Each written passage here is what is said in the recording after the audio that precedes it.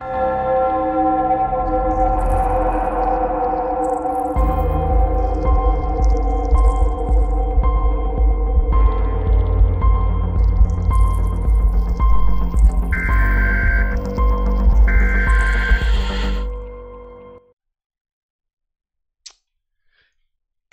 evening and welcome everybody to episode 6 of Dead Entertainment's live commentary series. Bates here, and tonight I am joined by my co-host of Way of Life Live, fellow writer Ray Morse. How are you tonight? I'm in for round 2. Doing pretty good. How are you? Not too bad. I wish it wasn't 1,000,000 degrees outside, but other than that, not too bad. I'm actually in my winter bathrobe. Like, it's cold in my house. Like, really cold. Yeah, my basement and first floor are a little chilly. Second floor, not too much, but my basement is pretty freaking chilly. Yeah, I'm not complaining. It's evil outside, and it's gonna be like that for the next 8 days, I think.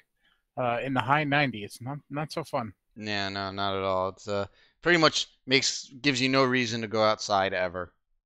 Yeah, basically. I'm not going outside at all this weekend. I actually no, I'm going to go see Jurassic World, Part 2, and then staying inside for the rest of the weekend. Sounds like a plan to me, man. I'm like looking at the overlay here, and I see a dancing goat. It was tripping me out. That was my goat. I had that goat custom made for me. I like it. That's my little Black Phillip stream mascot. Very cool. I dig it. You definitely live deliciously, that's for sure. Yep. So quick shout out to the artist. Her name is Jessica. What is her Twitter handle? I can't think of it off the top of my head. Let me see. It is at Soy Sauce Doodles. She is a commission artist who does all kinds of animation and Twitch emotes and all that crap. And I had her commission. I had this commissioned for me. She's a pretty cool girl, very talented artist. Right on. It's pretty great. You know, I wasn't exactly sure what it was in the beginning, but I zoomed in a little bit and I was like, oh, okay, that's fitting. So, all right. Let's see. What do we got going on? Let me close that. I think we've covered our personal lives enough last night. Yeah, for sure. We will be getting back to our regular Way of Life live schedule next Wednesday. If you missed this week's episode, we recorded it last night. It's up on Dead Entertainment, so please feel free after the movie's over to go check that out. Yeah, you might have to like fast forward to like 16 minutes of music, because when I was editing last night, I like edited the music out like I normally would, and I screwed something up, so I hit revert to original, and then it had to re-edit the entire movie, or the entire commentary. I was like, what? Like, are you kidding me? I have to wait all night for this? So yeah, skip ahead. Enjoy the podcast commentary, whatever. I'm a little tired, but yeah, check out the episode and be sure to tune in next week. And also for anyone who didn't listen to the podcast last night, the Joe Bob Briggs Last Drive-In 24-hour horror movie marathon event is scheduled for Friday the 13th, and we are currently trying to put something together as like a coinciding stream with that event. We haven't quite worked out the details on when or how, but then again, we don't know when exactly that event is starting, what time rather, on Friday. So we really can't make any definite plans until they release a time. So yeah, once we get a time frame, we'll just iron out all the details. We usually throw these events together pretty quickly, so shouldn't be too bad. When we know everything, you'll know. Just follow us on Twitter and Facebook, and you'll see some posts about it if things are happening. Very true. All right, I guess that's about it for the bits of plugs there. So, Yeah, man. last time on the Dead Entertainment live commentary series, we watched Lucio Fulci's Gates of Hell, also known as City of the Living Dead. Probably like my all-time, well, probably like my number 2 all-time favorite zombie movie. In the just such a funky movie, man. I don't know what's funkier, that or The Beyond.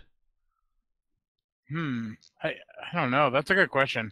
I actually, I know it's like Gates of Hell doesn't make as much sense as The Beyond.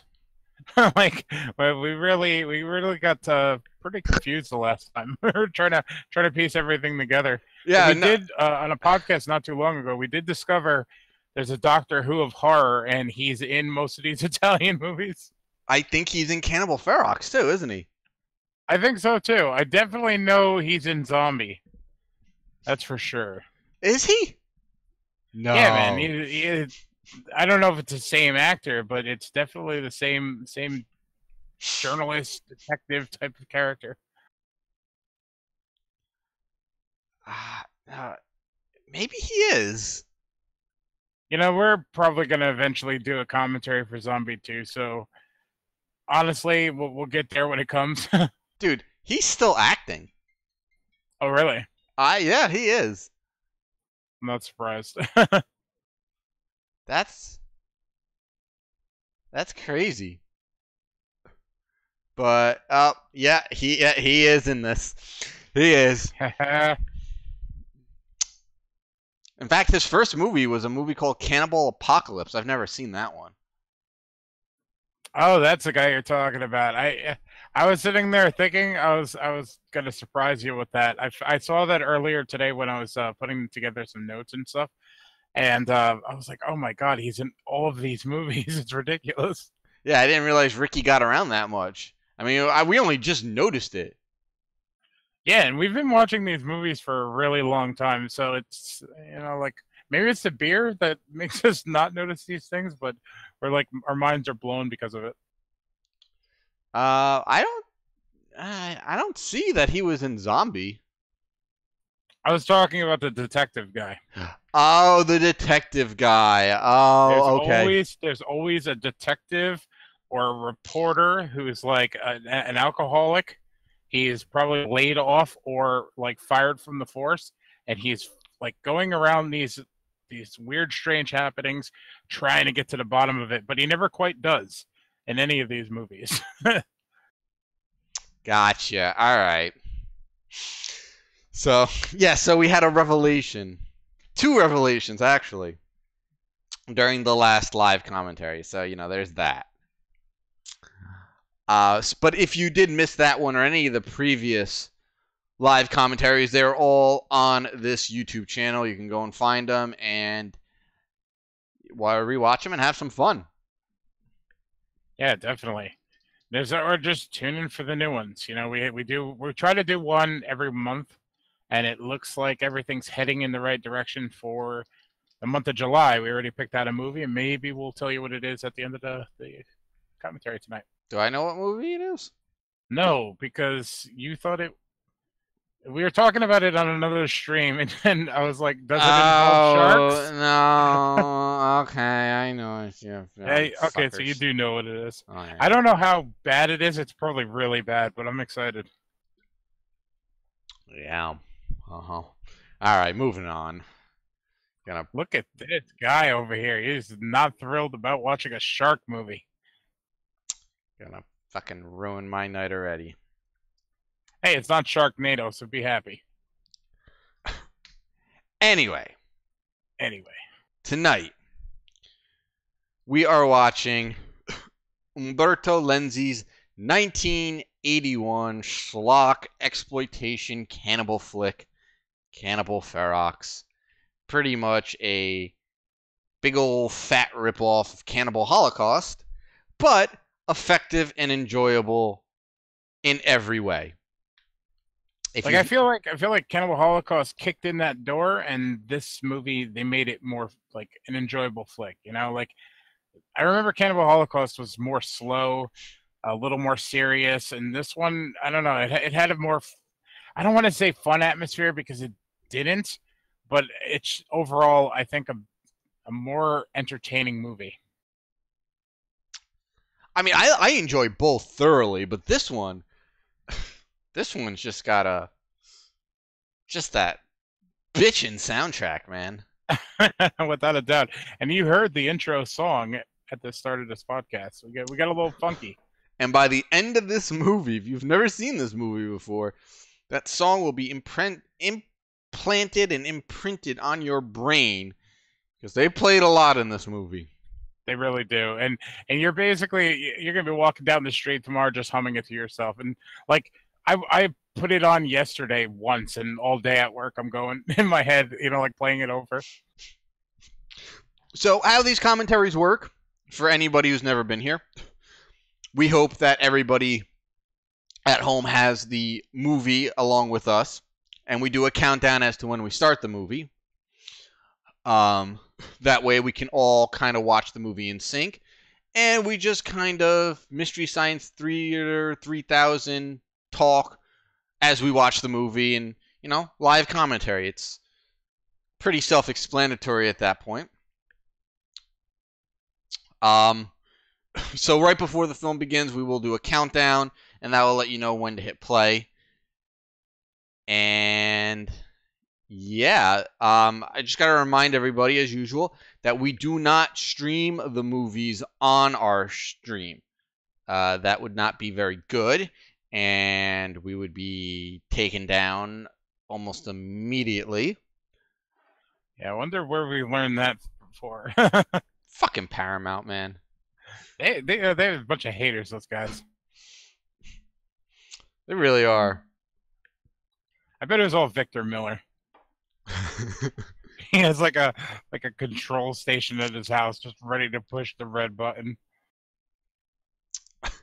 But that's how it works, and it seems to be people like this and enjoy it, and I don't see us stopping anytime soon. We got so many movies we could do, and probably will do at some point.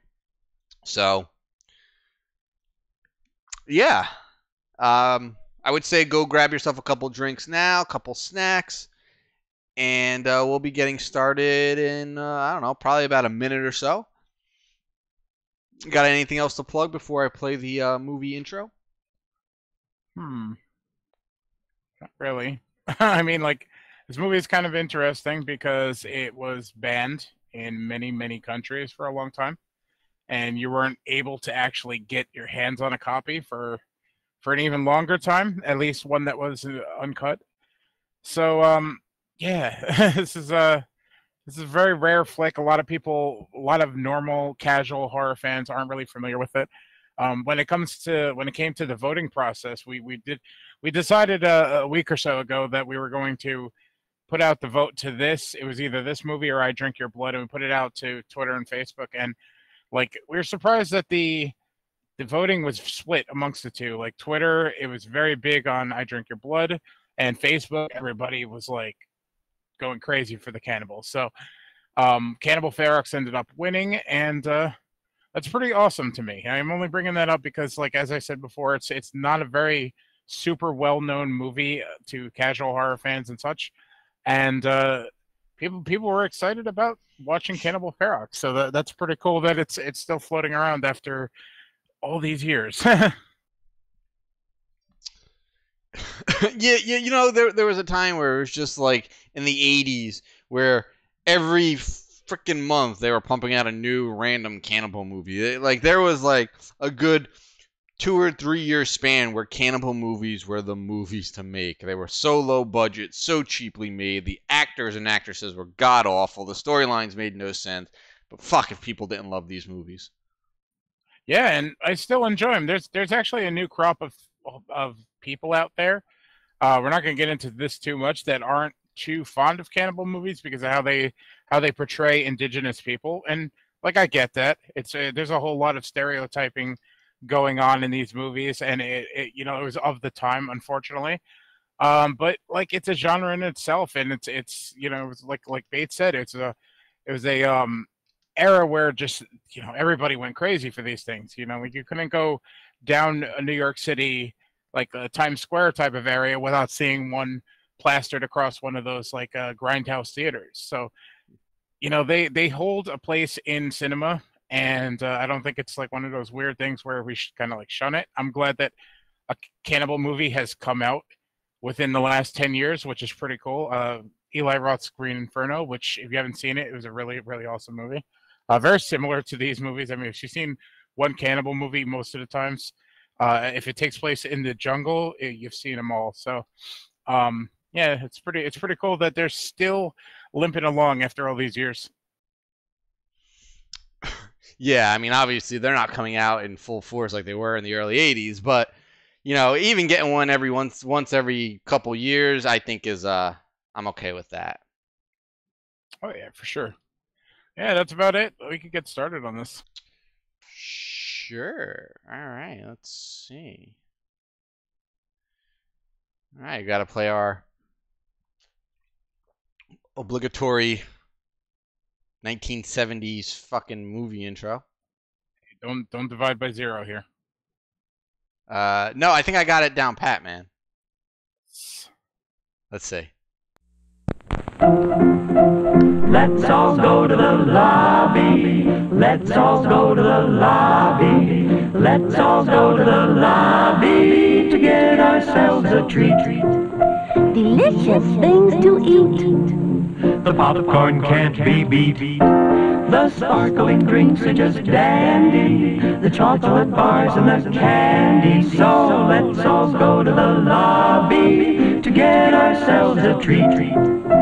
Let's all go to the lobby to get ourselves a treat.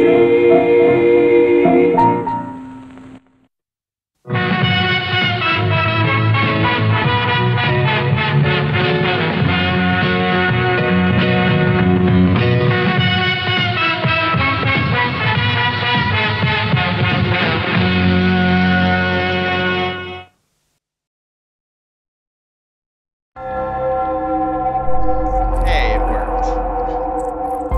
Very nice. I feel like I have to get up for work, though. Yes. And now when I go back to our other scene, the little Bed Entertainment splash plays again.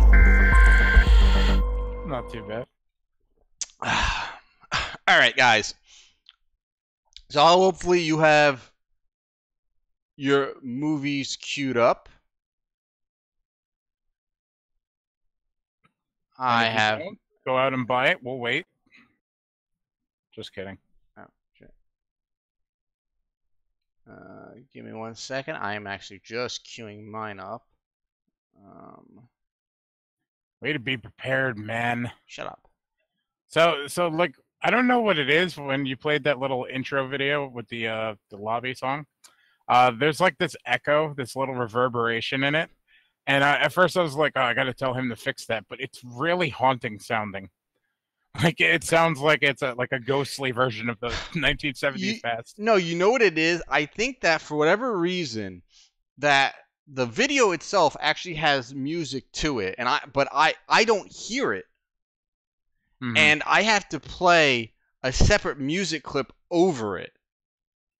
Okay, and maybe that'll do it. But still, it kind of works. It has this weird ghostly feel to it. Yeah, no, it's I don't know why I can't hear the music playing, but whatever. Maybe I'll figure it out one day. All right, guys. So we will be starting the movie. So get ready. 5, 4, 3, 2, 1. Play. All right.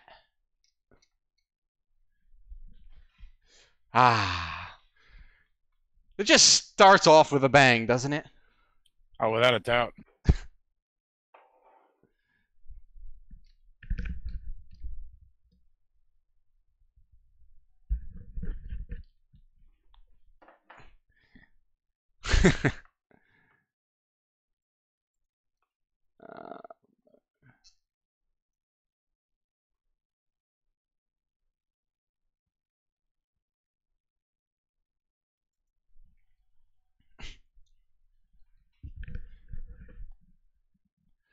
this is the kind of soundtrack that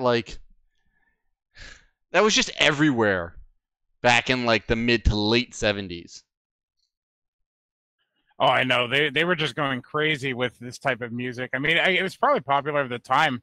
Well, definitely popular at the time, but injecting it in the music in the movies is crazy.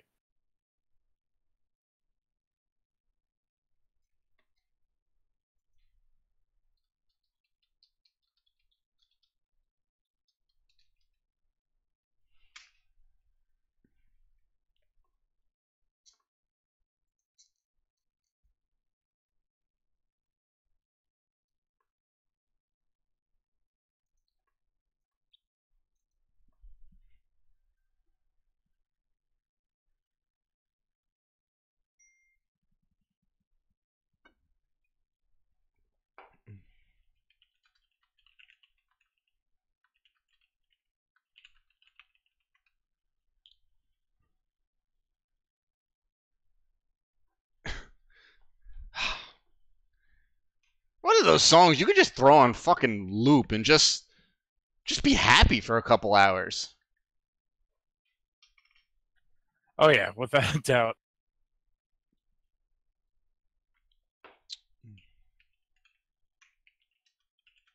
Can I have a quick update on time real quick?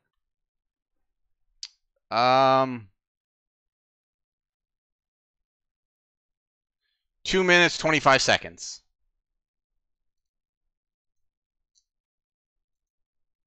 Thank you, sir. My whole player just crashed on me. I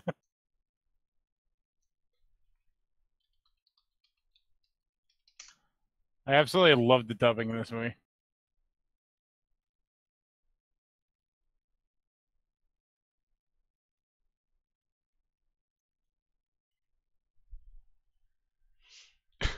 Well,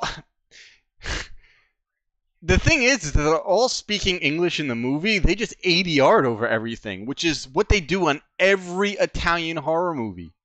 You can see their lips are speaking English, but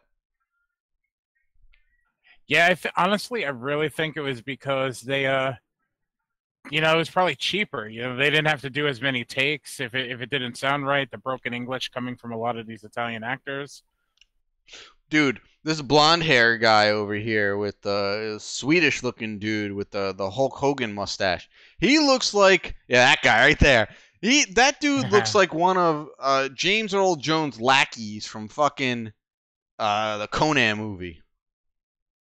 Oh yeah, he does.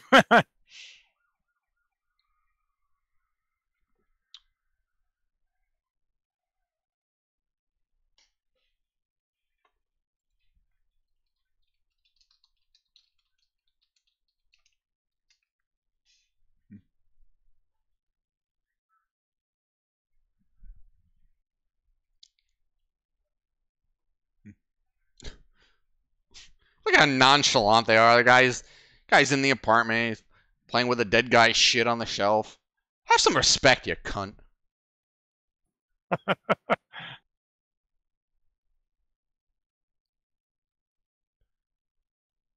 Imagine dying and some detective comes into your house and starts playing with your Legos. Hey. I mean, what good are they to me, And who says I have Legos? Oh, just a wild guess. Good one. So out of these two detectives, which one's the Doctor Who? Which one's the time traveler between them? Oh, it's definitely the guy with the big old bushy caterpillar eyebrows. Yes, I love this this theme right here. There's only 2 songs in this whole movie. We heard one and we're listening to the second one right now. These are the only songs in the entire movie. Such an evil song though. It's really creates. Yeah, you don't get fucking scores like this in movies anymore. It's just raw. I don't know why. I know there's been a resurgence in John Carpenter scores, which is cool, but I'm waiting for the Italian horror scores to really make a comeback. You know what it is? This score just sounds so raw. It's not polished or anything. It just sounds raw and gritty and just filthy. I don't know if like you understand what I mean by like the music just sounds filthy, but it is like the best type of music for a movie like this. Oh, absolutely agree. I see where you're coming from.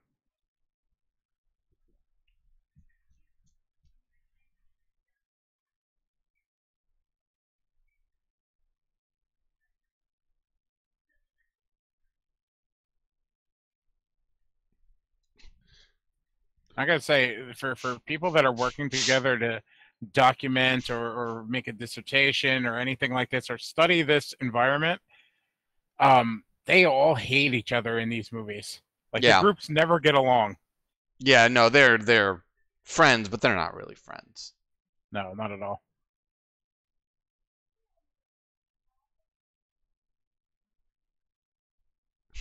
That guy creepy as fuck. I love it. There's no shower here, but in my private home, well, you got that creepy fucking pedo mustache too, man. Yeah, the mustache does him in. He has like my favorite line in the movie too. It's coming up in a second.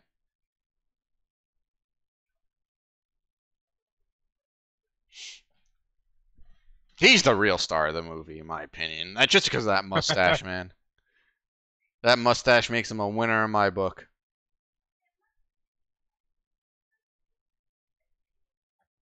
Like I know these movies aren't super popular, but like the legacy these films have, like I wonder if these people that are in this movie kind of like understand that, or at least realize that it's as big as it is.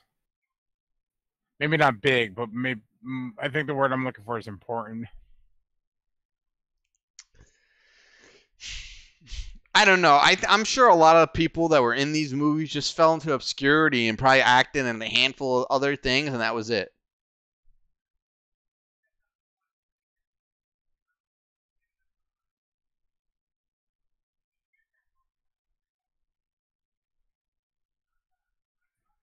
Yeah, there's a show that I listen to. It's a podcast. It's called how what was it? It's by Matt Gorley. I was there too. It's called, and it's basically he goes around interviewing like lesser stars in bigger movies or important movies. I'd like to see something done for movies like this. You know, just stuff that you never expect to really um, take off the way it is, or hold sort of a legacy as much as these movies do. Yeah, like the chick who played One Eye in Thriller. I mean, did you think she really went on to act in anything else? I mean, probably not a lot. I think her name's Christina Lindberg, if I remember correctly. She still does cons. I'd like to see like Dave or somebody bring her over here. I forget which country she's from though.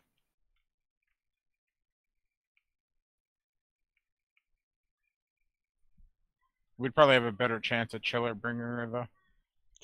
Yeah, they get those real awkward people there. It's like, oh yeah, that dude was a background extra in this movie from 19 fucking 42 and Oh yeah, for sure. yeah, that's what Chiller does. They get the guests that nobody wants. Sometimes they get a gem though. Occasionally.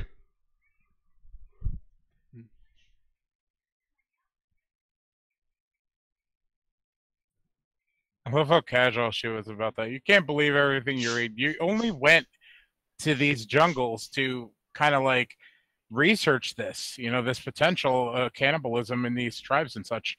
But you're doubting it. Like most immediate, you travel all this way and now you're like, it's probably bullshit. Yeah. Yeah, well, they're always really nonchalant in these movies.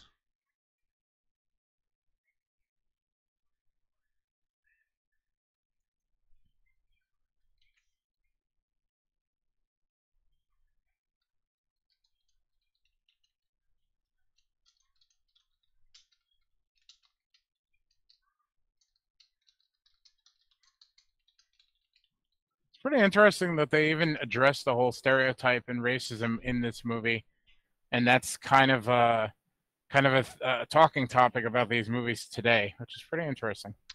Well, they're exploitation films, so it's like racism and all that stereotyping. That's what they were for. Oh yeah, without a doubt. I mean, it's like I said, it's one of those things that came with the era, came with the type of movie.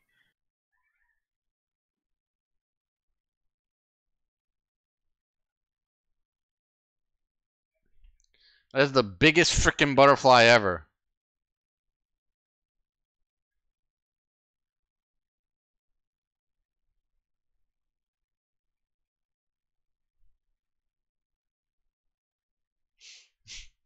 So eating, at least what I think is a butterfly, is making her sick.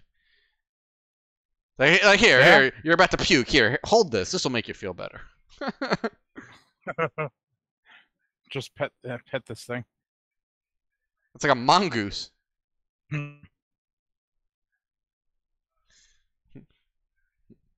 Oh no, the squeamish little white girl is about to throw up. Hand her a mongoose.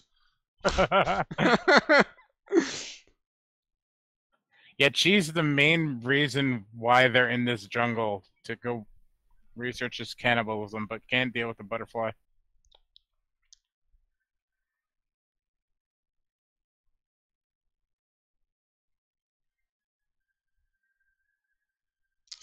There's one thing that this movie does have. It is quite a lot of animal abuse.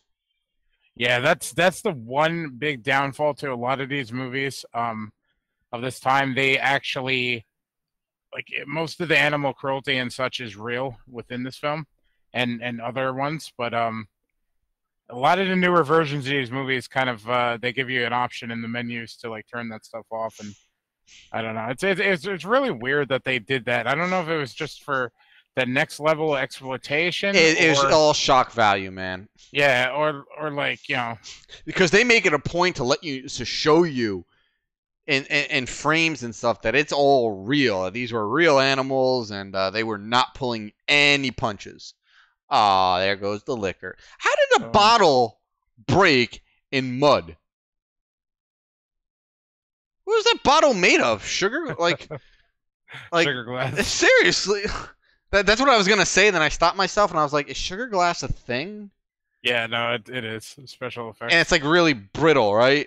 Yes. It breaks away easy. Yeah, okay. Yeah, it's the stuff they use to like do glass stunts and such. All right. I want to jump back to the animal stuff real quick, just to clarify a lot of this is what the official accounts are. A lot of the animals and such were filmed in regards to, like, you know, a shock value type scene, but much of them were basically used for food by like tribes and the such of the people in the area. So I mean, I guess there's a silver lining, maybe. Yeah, like the tribe in this movie is a real tribe. They don't go by the real tribe name in the movie, but they are a real tribes people. And I have read that too, that all the animals that were more or less killed in this movie were used for food by those tribes people. But I mean, what you see is basically, you know, at the end of the day, this is sort of an animal snuff film. Yeah, it's really awkward, you know, like nobody wants to see stuff like that. Like I understand why they did it, but I don't approve of it. All right, seriously, someone needs to take the keys away from this asshole. Motherfucker dodges an iguana, gets the fucking Jeep stuck, they get it out, and 6 seconds later he gets it stuck again. After knocking down a tree. This guy's just a menace on the road. And didn't the blonde girl just pass him a joint? Like, I think that's the last thing he needs right now. Yeah, maybe it was a good thing that bottle of booze broke in the mud. That is going to bother me. I didn't notice that the last time I watched the movie. I drop bottles on fucking tile floors and they bounce. This guy drops a bottle in mud and it shatters like a fucking Fabergé egg.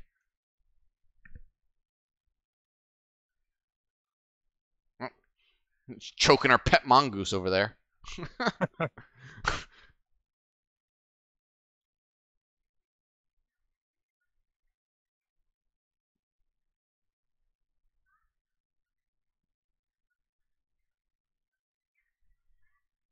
How do you kill a parrot with a cracker? What, are you poisoning the cracker? The fuck kind of line is that?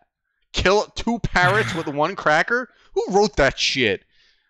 Like, my guess is an Italian who thought it was like an Americanism. They're like, oh, 2 birds with a stone. That doesn't make sense.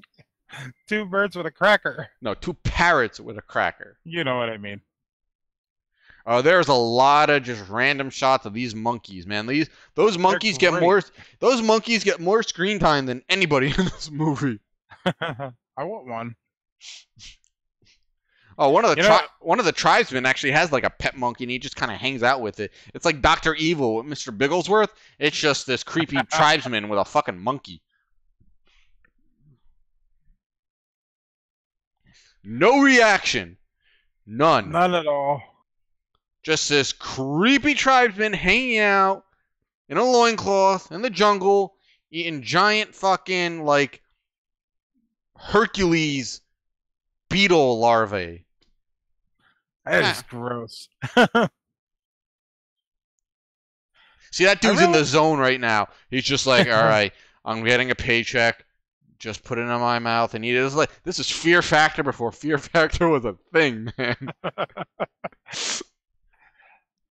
Yeah, honestly, like that's more intriguing to me than the movies. Like what these people went through and such. And like I read a little bit more about the Green Inferno when Eli Roth went down there, and he had he employed a tribe to play cannibals, and they basically used some of the film budget to like reinforce their homes and like weatherproof them a little bit, and hopefully they got a little more competition than that. But it was really cool to hear the stories of how it was dealing with them and how it was when they weren't filming and such, and it's kind of interesting.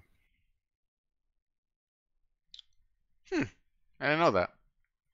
Yeah, like there's pictures and stuff of them playing games and things like that, and like they probably can't even fathom what these like Hollywood people are doing there, but at least they're making it fun.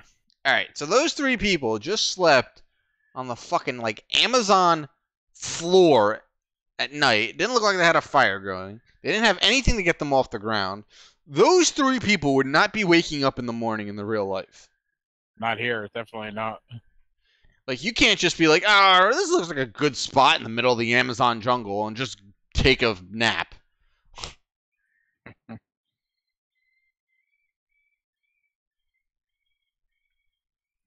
Yeah, these type of movies definitely got me interested in this area of the world, and it kind of started. It started like opening my eyes to obviously the things that came before, but the fact that there are like uncontacted tribes out there, like with the modern day and technology and everything, there are people that don't even know that this world exists, and that's mind-boggling. Poor anaconda. Or poor mongoose, rather, yeah. Pet mongoose. Rip. What do you mean there's nothing you can do? If that's an anaconda, it's not poisonous. Go lop its fucking head off. Yeah, mongoose may not be doing too good, but it might survive. Yeah, I think that's about done for.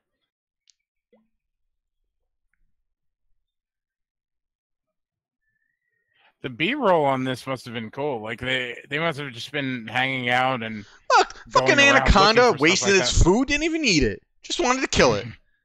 What a spiteful cunt of an anaconda. Savage.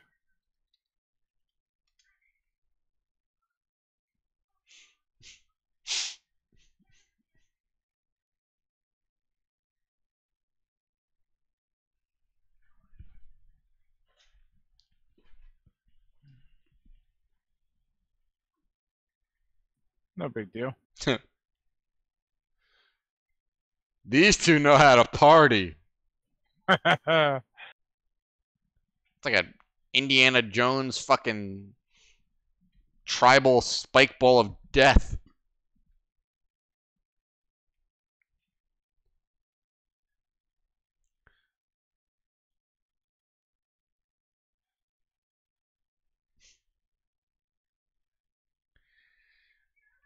What was in that guy's chest? I don't quite know.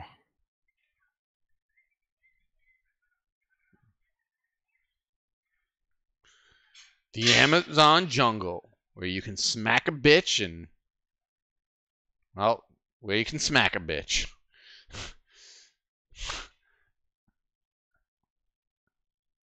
There's good old Ricky.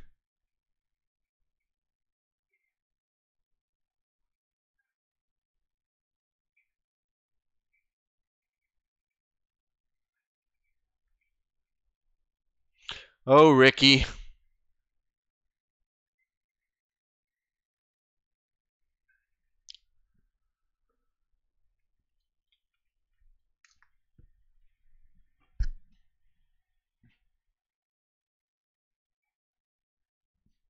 Yeah, feeling better now.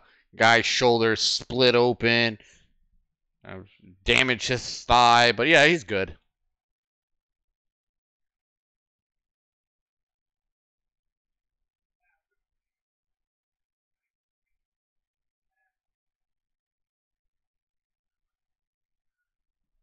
He's in everything.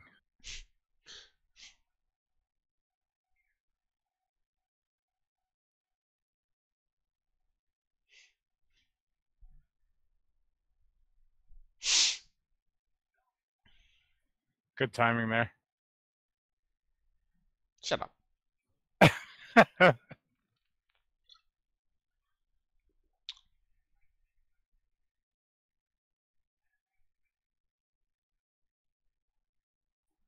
Yeah, as that's being mentioned in chat, there's like a sequel to this, but it's one of those weird situations where a movie's made and they're like, oh, let's cash in on the success of this movie, and they basically just retitled another movie Part 2.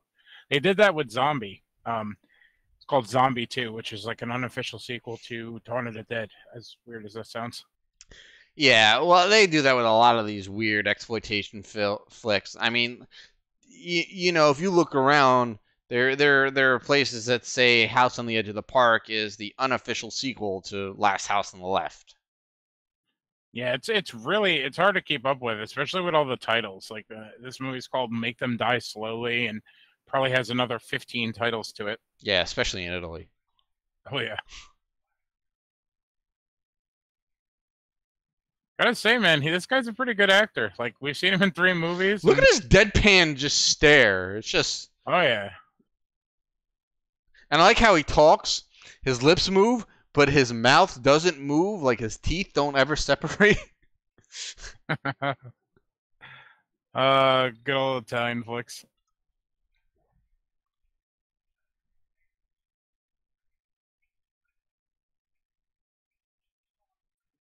Yeah, I actually read that he's not a fan of these movies at all. Like I guess he appreciates the fans and such, but you know, this isn't his genre.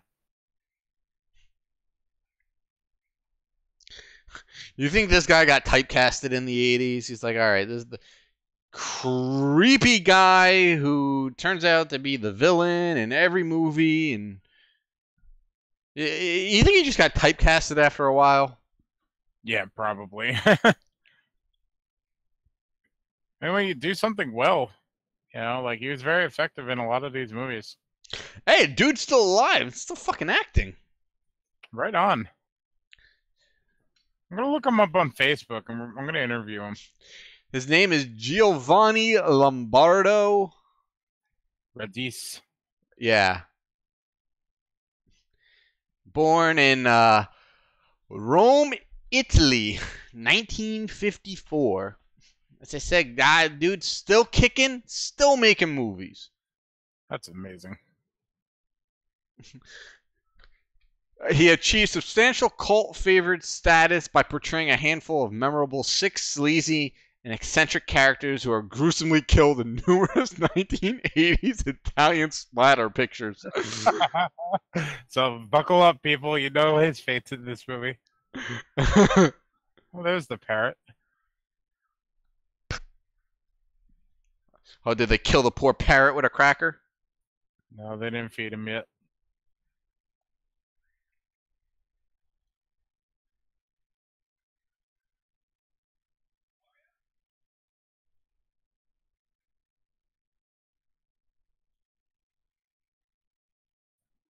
We need to get Gray Matter to do a Cannibal Ferox poster. Well, they did a Cannibal Holocaust. I mean, that kind of I know. But dipping that. I want a Ferox one.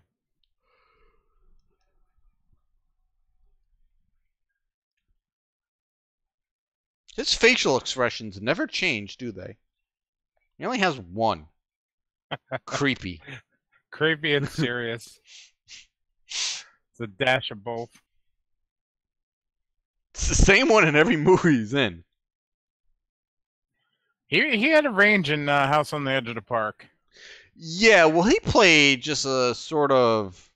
He's a little bit of a simpleton. Yeah, sort of slow.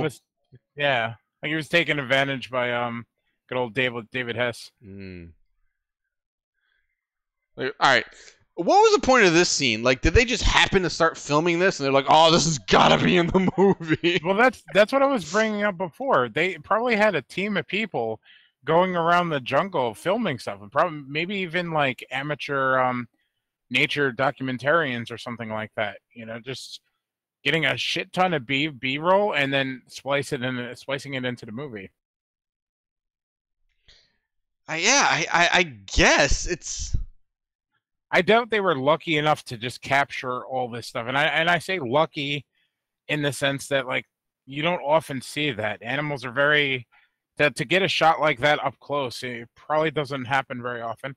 There's also another option that it could be not B-roll film that they shot, but like stock footage.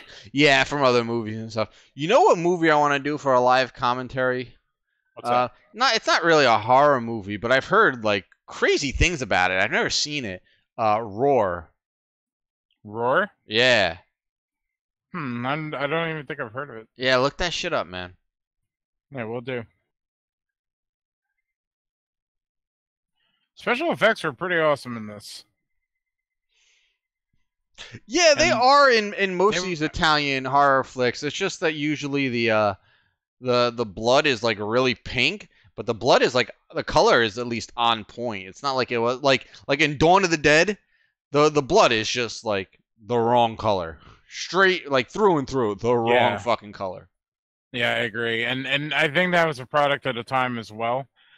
What impresses me about the gore in this movie is the fact that they're out in the middle of a jungle. They don't have a local costume shop or Hollywood effects area, to go and buy stock from. They had to bring everything with them, and they still managed to pull it off pretty cool. And like, wait till you see some of the crazier special effects in this movie.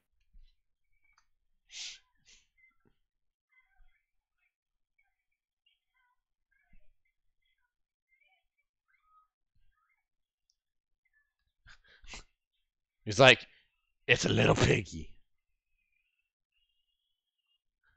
He's gonna shoot it, and then no, I'm gonna get raw. I'm gonna get up close and personal. Oh, there's the Ricky face.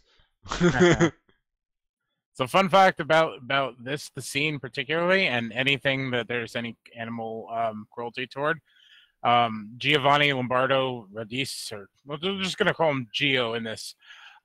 He detested the whole thing. He strongly objected to it and refused to like participate. So they had to have a body double doing all of it. Pussy. Fuck you. I get that. I mean, it's sort of, killing an animal for fucking a movie's sake is sort of, not cool in my book. But at the end of the day, I mean, as we said earlier in the stream, is that this is real tribes people, and they did use all of these animals in some way, whether for food or for fur, leather, what have you. Yeah, it was all, I don't want to use the word recycled, but it was definitely, like brought back and used in some possible way.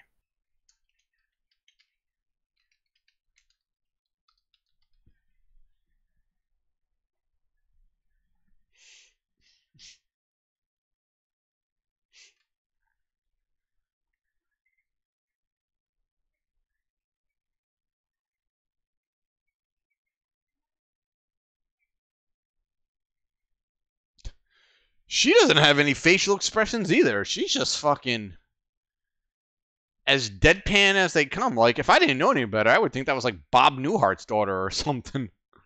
So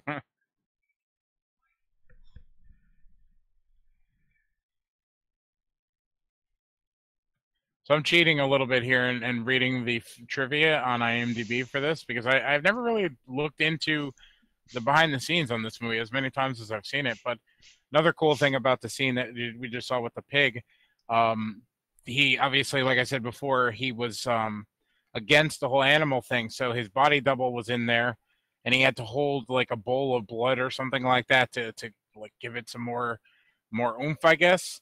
And he like slashed a knife down toward the bowl and it went through the bowl and he almost cut his like body double's hand off. Ooh. Kind of brutal.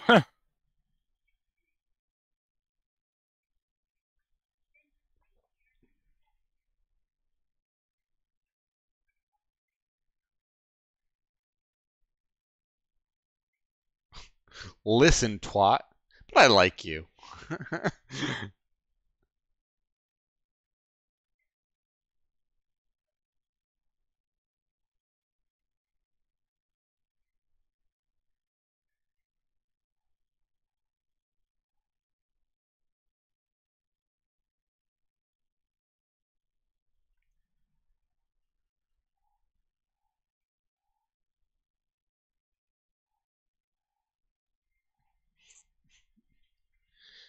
Like, I've seen this movie a dozen times, and I still don't understand like how they got to this point. Like, just so random. Well, like got to the hut area and such. Yeah, it's just and the tribe is just hanging out there, and obviously, I mean, if you've seen the movie, they already got hate for the white man. And then this happens. This dude called this chick a twat a minute ago and pointed a gun. Oh no, he was pointing it at Gloria. But still, like it seemed like he didn't take. It didn't take any effort to get this chick naked, and she's got some amazing tits. Those are. He's he's like the Tom Atkins of Italian movies. I guess it's. Have you ever seen Tom Atkins in what the fucking any movie like Halloween 3?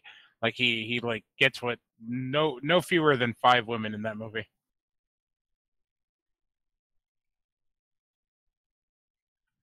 And also that iguana went ham on that snake. Yeah. My God, that was vicious. That was a hangry iguana. It's like that Danny Trejo commercial with Snickers.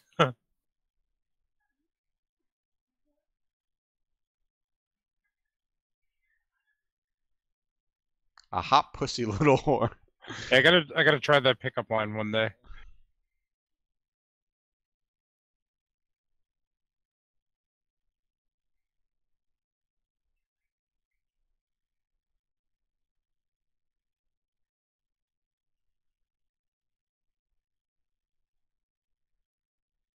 That dude just went into that river, and just like grabbed this giant tortoise. Oh yeah, I forgot about this. Like, if you're really squeamish. No, it's not. The scene's not. No, not yet. Okay, I thought that was in Cannibal Holocaust, but yeah, if you're squeamish, that one's brutal.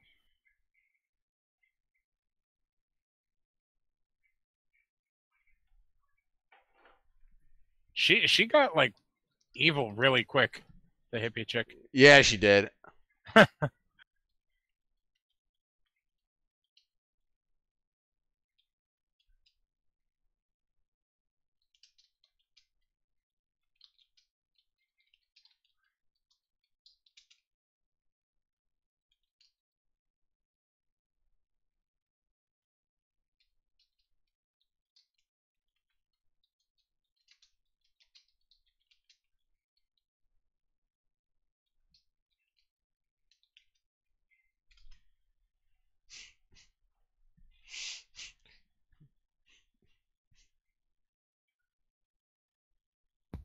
I wonder what this guy's day job is.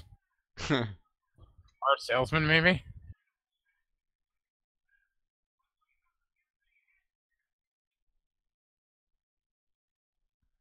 I like this death scene. Oh.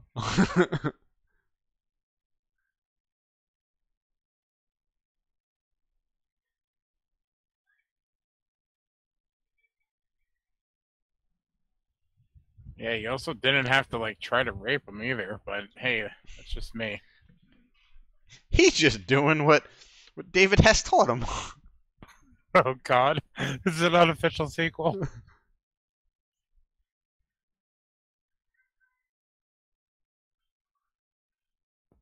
Suddenly, she finds her morals. They're at the bottom of that murky water.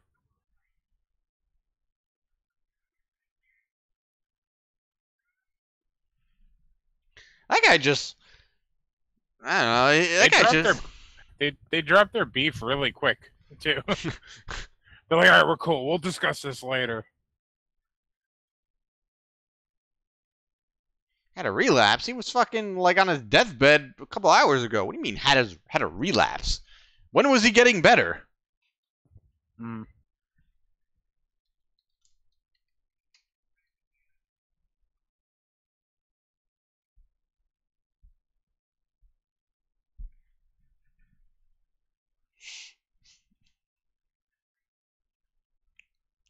There's that just non-expression expression. Yeah, it's pretty signature. That's what gets him all those roles. He just sits there at the other end of the table and just like stares at like, you got this.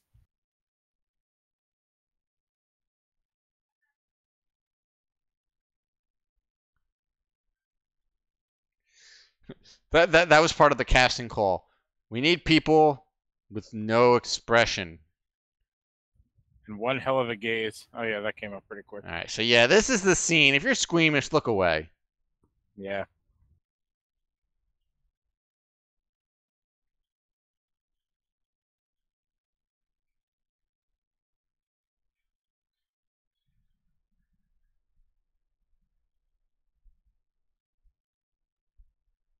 Look how patient they all are. I mean, it's something that they do often, I'm sure. Probably not without all the muck on their face and such. I don't know. You don't know. That could be, their garb.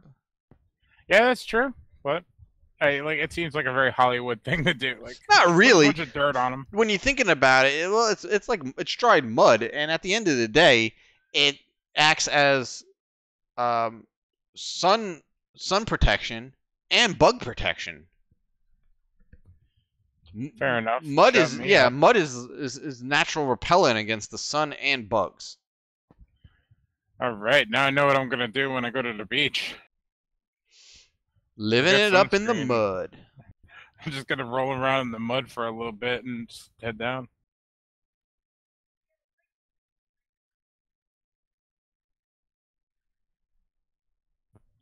You know, I've been watching this. I don't know where that guy came from. Who? Is that Joe? The sick guy. Like, Well, he gives his whole backstory now on how he ran into Mike. okay. Oh, cut to exposition. Actually, you know what? At least they filmed some of it. Yeah, I mean, at least it gives the movie a little bit more background. Hmm.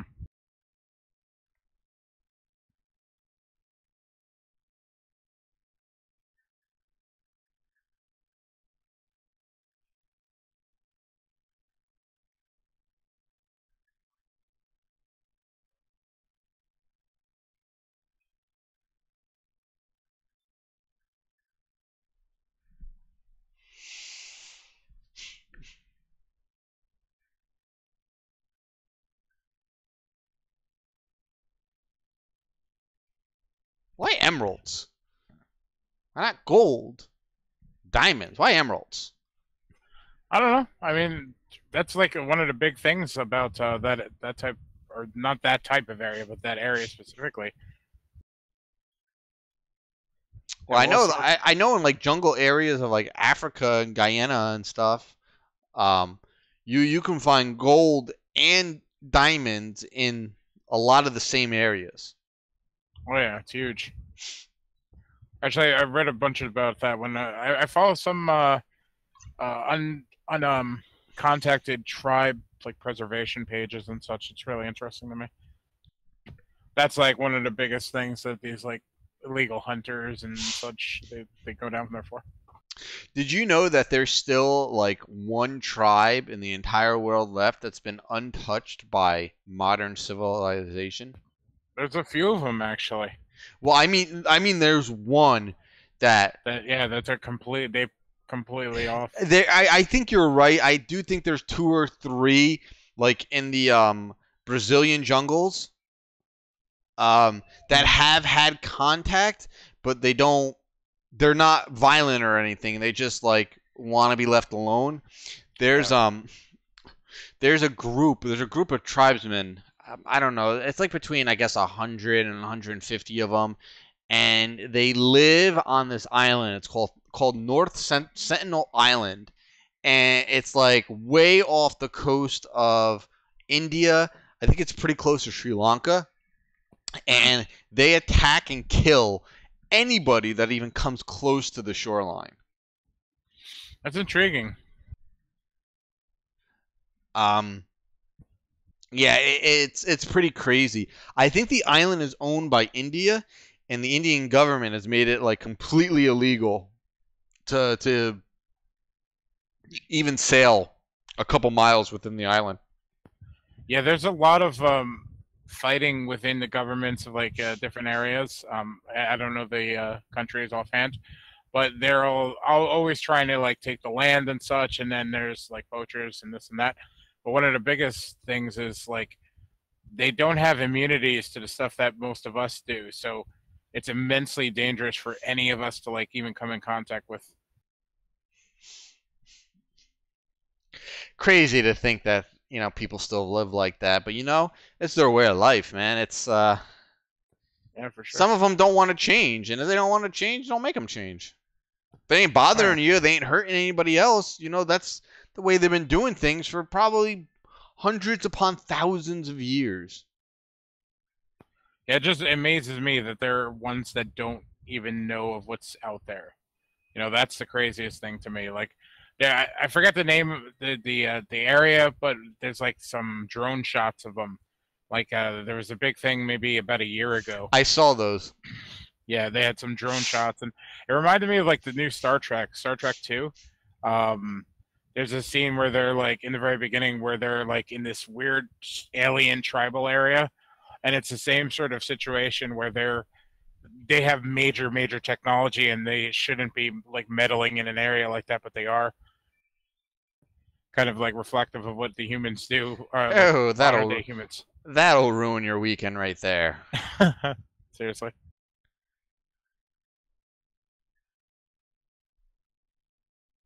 God, this guy's a dick. Well, now he's got 2 of them. Hey. Oh.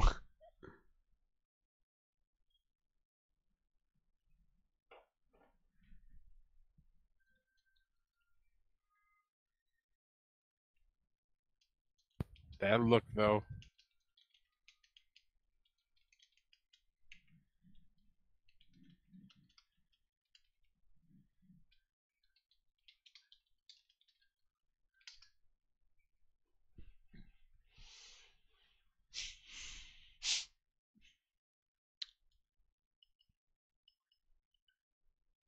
Mike ruins everything. Mike's a dick. He's like Chad. Don't be a Chad.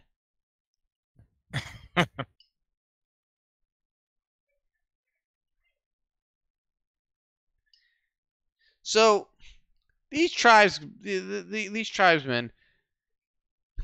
were already kind of held hostage by Mike, and a few of them were killed by Mike already. Then they left. Now they came back, and they've just kind of they haven't done anything. They've just been real chill about everything. I think they're biding their time, though. But I don't get it. I'm thinking maybe they discovered the body of the girl he killed and be like, all right, now it's fucking on, motherfucker. That's true. Monkey. Told you, man. The monkeys are the star of this movie. I'm happy with that.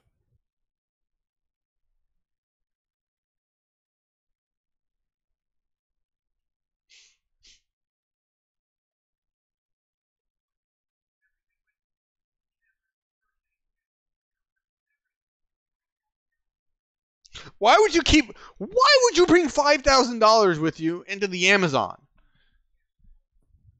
What, are you gonna bribe a monkey? In the beginning, they did say that, or the girl said that she was going to exchange cash. So maybe it was a situation like that, and they kept a little bit later. This is 1981. They're in like the Amazon jungle in South America, somewhere around Paraguay. I know, but when do you really fucking think you need $5,000 down there? Oh, definitely not. Definitely not. Especially that year. Yeah, seriously. South America in 1981. Yeah. Yes. With a shot of the towers, right? I just glanced over, so. Every random awkward cut of New York has this song. Now we get a random character who honestly will mean nothing for the rest of the movie. You'll see her seriously. again. You'll see her again, but she does not add anything to the story and is 100% useless. They just needed some more shots in New York, I guess. I don't know. Well, I think one of the goals of this movie was to Americanize it quite a bit. Like, I believe I read that Giovanni used a different name in this movie, so it didn't appear like it was some foreign film or anything. Yeah, like that. well, he has like his stage name. It's like John Morgan or something. Yeah. He will always be Ricky to me. Seriously. Like, I think we need to like try to get him at Chiller now. That'd be pretty awesome. Yeah, it would have been cool if they got him at Monster Mania, the one con that David Hess was there. Yes, I'm still regretful of that. Yeah, you know, it was upsetting. He didn't have anybody at his table. He was the Kincaid of that show. Now I've seen a couple of his times where his line was pretty hot. I am still trying to get Richie's autograph out of him. One day it will be mine. Oh, Richie has a David Hess autograph? Yeah, he's got I want to say like a really cool, unique what is the Last House on the Left flat he has autographed. I think he got an autograph by the other people too. Dude, and you know all that shit he gets at the conventions, autographs and everything, they're in like a closet somewhere under his fucking bed in his parents' house. You know, man, when he was sick and like back home from the hospital, he basically got a bug in his ass or something and decided to start hanging stuff up. And he's making his area look pretty cool. I told him to clean out the basement, make the bar like because he's got a bar down there, clean it up and, you know, like adjust it and hang everything up downstairs. So he started taking advice and buying frames and such. Interesting. Yeah. Speaking of which, when he gets back, I need to get that frame from him so I can frame my Cannibal Holocaust poster. Yeah, that was nice of him to offer it to me. But yeah, I need a real movie one sheet poster. Yeah, you got a huge poster for the Star Wars one, right? And the Revenge of the Nerds one. Yes. And if you remember, I have one that's twice the size of both of those. I'm forgetting.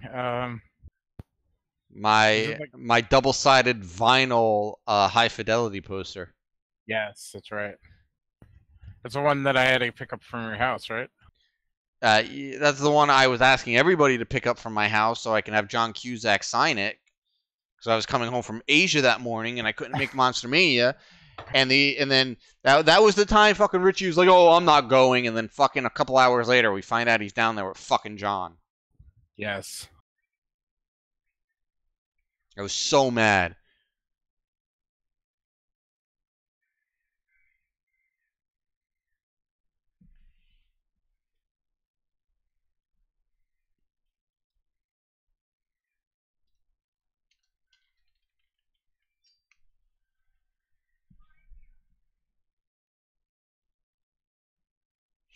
I was actually looking for a wall that thing would actually fit on. I don't have any wall space left that's even remotely big enough. I'm thinking about putting it right behind where I'm sitting right now. That's the only wall space I have that isn't either has shit on it or has that's like not planned for anything else. Yeah, that's a good problem to have, though. I don't know how I'm gonna. I don't even know how the fuck I'm gonna hang it. I'm not framing it. The frame would cost me like $300. Yeah.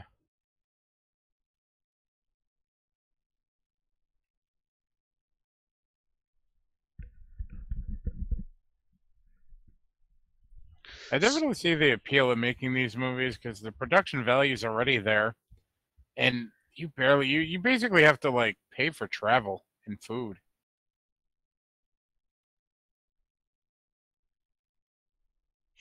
So all of a sudden that these non-cannibals became cannibals, I don't get it. Maybe it's like a disrespecting thing, you know what I mean? Like these people are like raping and pillaging their village and such, and this is kind of like the way they desecrate, as retaliation, maybe. They should just dive right into it like it's no big deal. Yeah, that's true.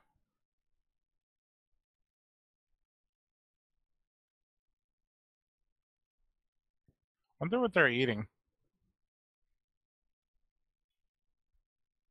I like how they just grab some organs and they're just like, yeah, all right, leave the rest of them. Fuck it. I got some entrails. I got a liver. My buddy over here got a spleen. We're good.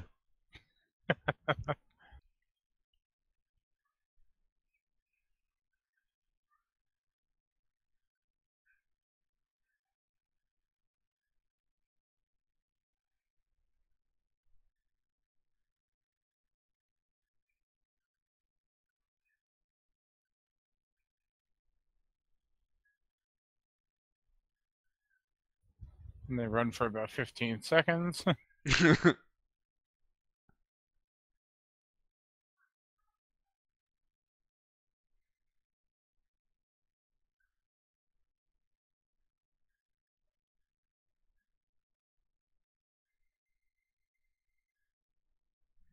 Oh. Sorry. That was my fault. That was my fault.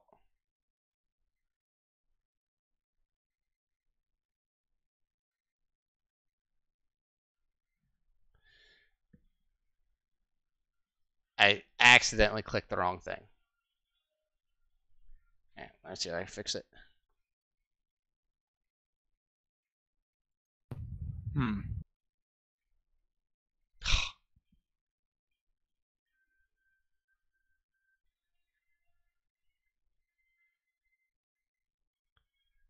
Ah, that sucks.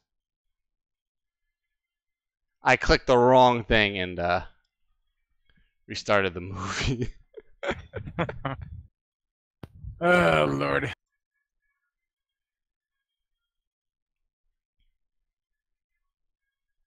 You have a time? I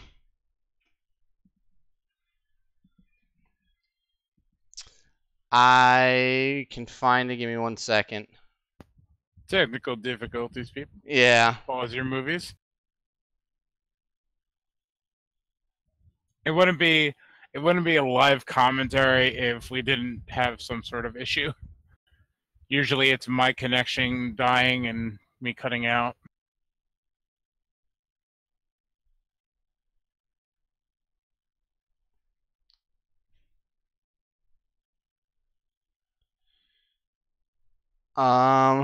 I think we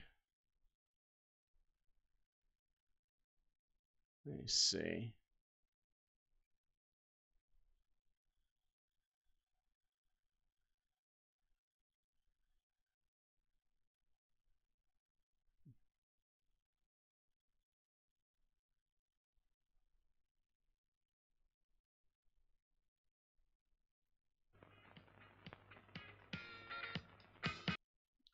All right.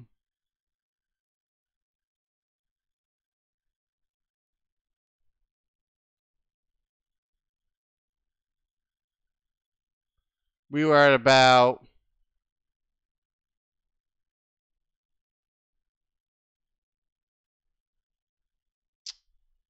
I would say about 54 minutes in. Maybe a little bit more.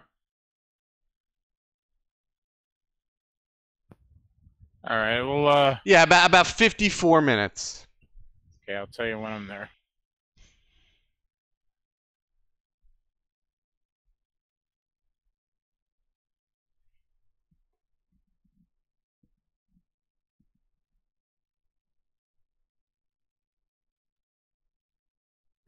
Okay, I'm ready. Yep. Go.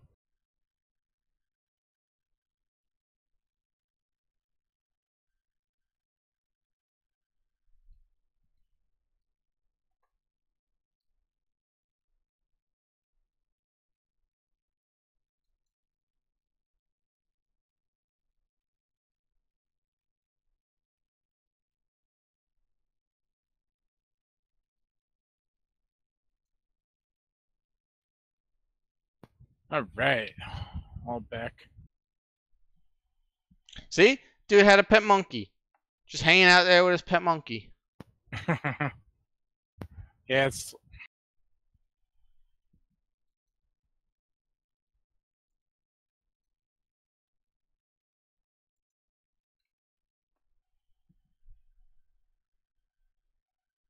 She has this coming.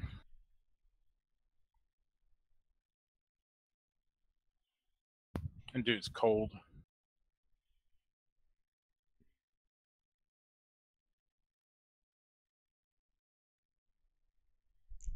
That chick freaks out real easily. Yeah. Just a leech, dude. Chill out.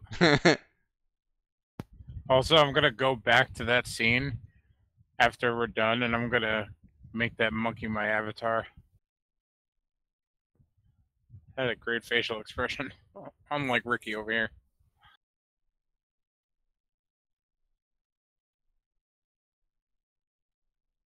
It's like, oh, I see what you're doing. Don't do. Oh, you did it.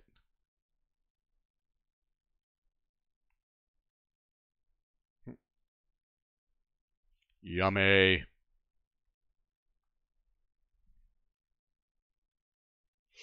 All right. Yeah, now you can freak out.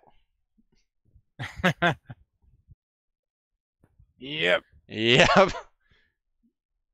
Awkward one New York hurts. cut.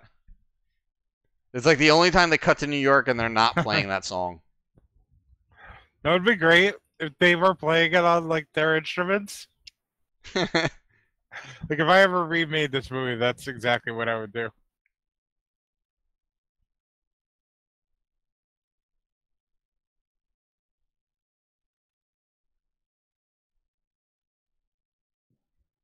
I swear all of the New York scenes could be cut and it wouldn't matter.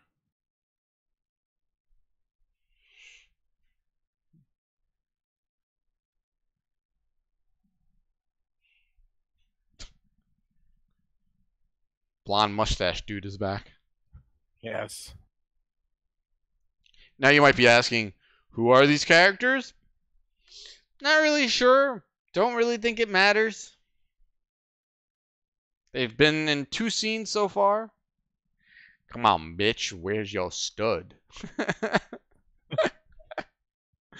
That'd be one of my favorite lines in the movie. This guy is just mean. Yeah, like it seemed overly unnecessary. But he's pretty weak. He just like punched this chick, kicked her, and leave a mark on her. Really paranoid.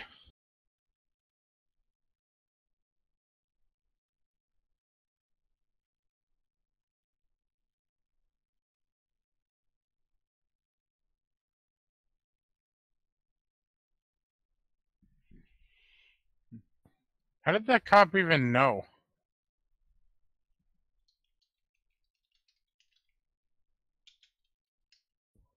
Or is it the time-traveling detectives? Yep.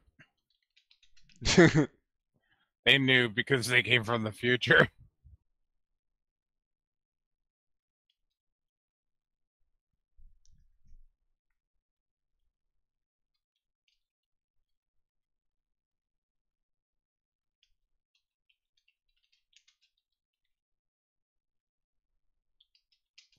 They always have these like weird storylines in there. It's just so bizarre.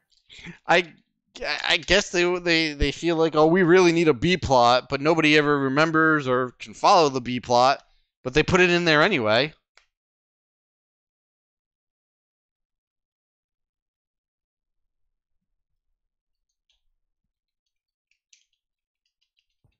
Like, I wonder if it was a thing where they're like, murder mystery movies are hot now. Let's add that in there.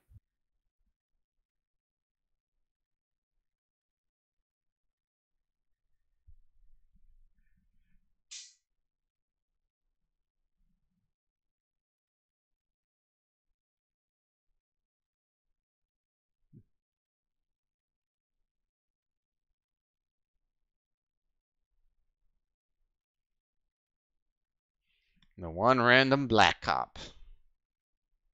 There he is.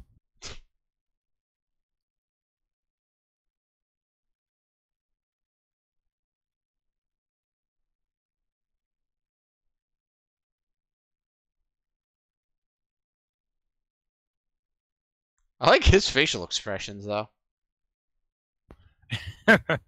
Seriously.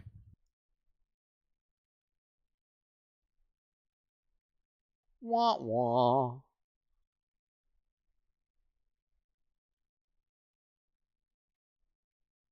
Are they combing his pubes over there? Yep. And my song is back.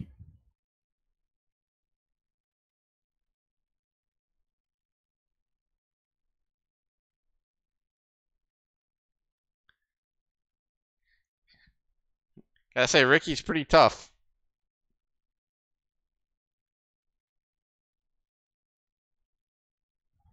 Yeah, I mean, like with all the stuff that he did in House on the Edge of the Park, he had this coming. Yeah, pretty much.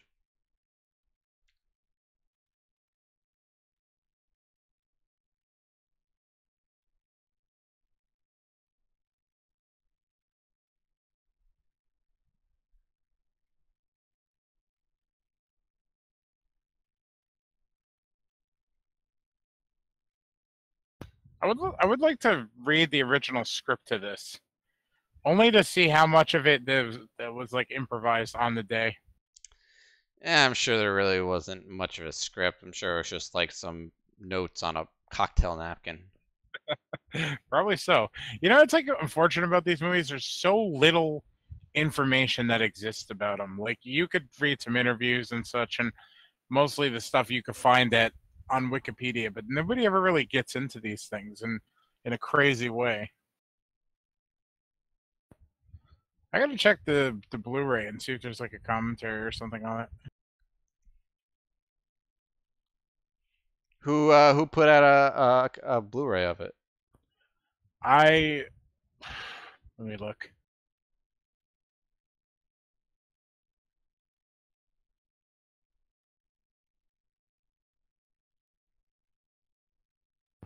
Grindhouse releasing. That answers my question. It's probably jam-packed.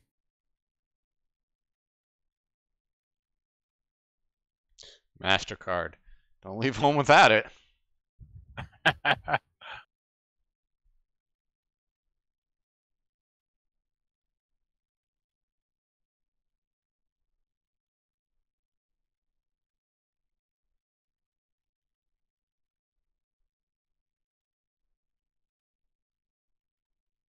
Yeah, he's got the right idea. Realizes he's pretty much fucked either way. Might as well just try to make a run for it. Yeah, pretty much.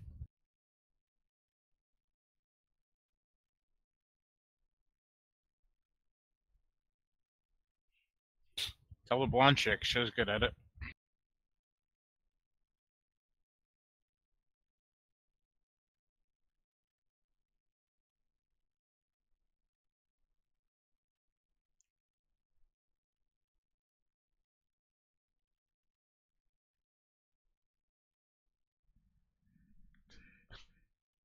I like how they were trying to help her off the boat. Like, here, give me your hand, I'll help you. Not Like, what are there only few? His plan's very bad. Like, you throw yourself in the water and scream to distract them. I'm running away. Bye, bitch. Dick moves 101. Like, I can understand, like, the two of them leaving Ricky behind, but good lord. What did she do wrong? I could see the blonde chick being left behind, too. Oh, yeah, she deserves it.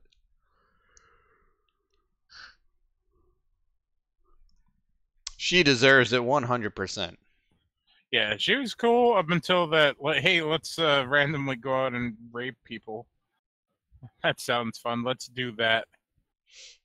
And jump into bed with some crazy cokehead that I've only known for an hour. Yep, let's go kill people. Like, after everything this guy's been through and everything he's gonna go through, now he's getting eaten by piranha. Well, he was just a dick, so yes, he deserves this.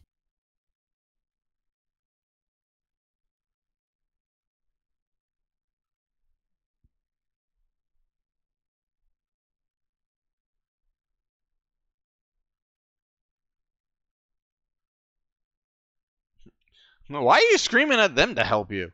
They're trying to kill you.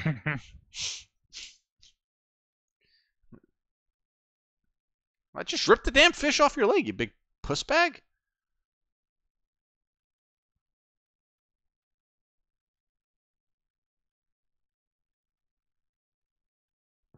He helped him, alright.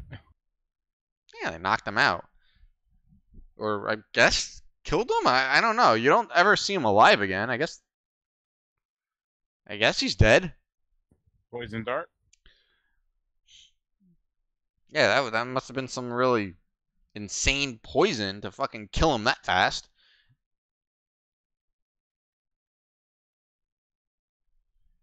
The guy was a pretty good shot. Got him pretty close to his heart, so... Oh, yeah.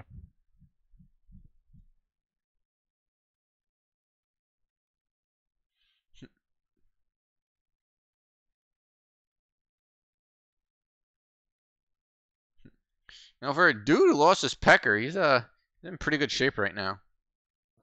Yeah, his facial expressions hasn't changed still.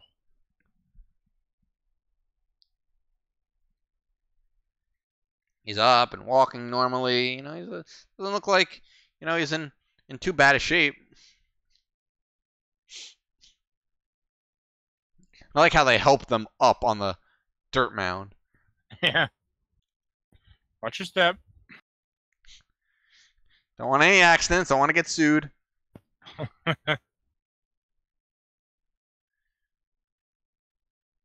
Way to fall on the last rung there, Pat.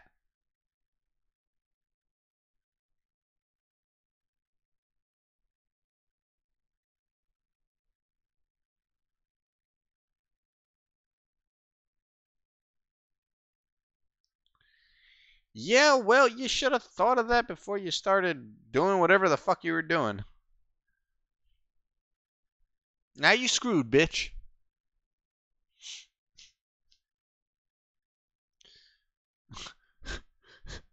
I love how this guy is still pleading for help. It's like, yo, give me some water. I'll kill you, but give me some water. Like, I think he's undiagnosed bipolar.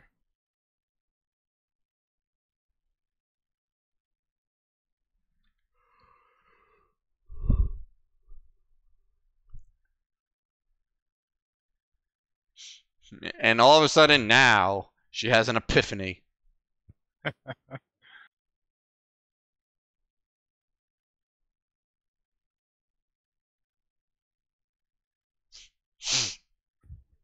They got some good social commentary in here. It's very on the nail, but it's way more than you'd expect from like an exploitation movie. Now, were they legit trying to feed them, or were they just fucking with them with this? A little from column A, a little from column B.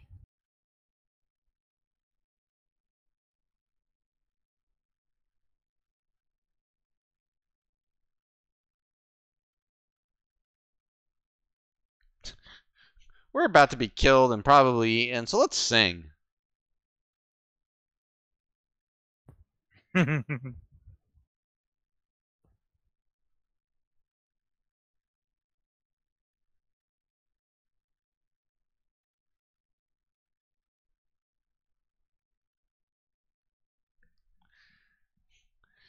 I think this might be like the only scene I don't like in the movie. It's just Yeah. like I get what they're trying to do, it just doesn't work. To me, it screams like these two actresses also sing, and they're like, "Can we fit that into the movie somehow?" And they're like, "No, that doesn't make any sense." And they got all pissy or something like that. It was in their contracts. They're not doing this shitty movie unless they can sing. Like I see some of that where like actors and actresses that double as singers and have like a musical career, like all of a sudden you find them singing in a movie or something like that. And you're like, what the hell? This obviously was written because they requested it.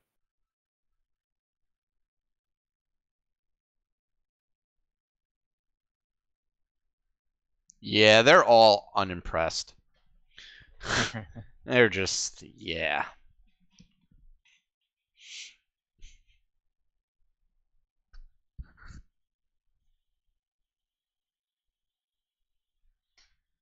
It's also a nice calm before the storm. I mean, not to say that things haven't been brutal, but shit gets even worse.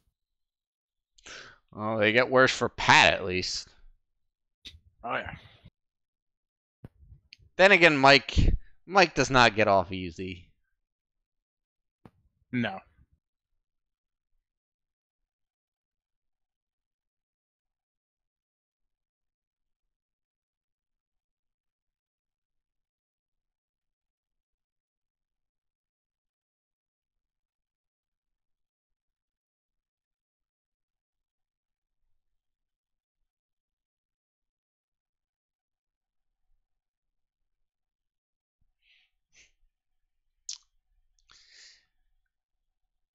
Mustache Man needed to be in this movie a lot more. Yeah, I agree.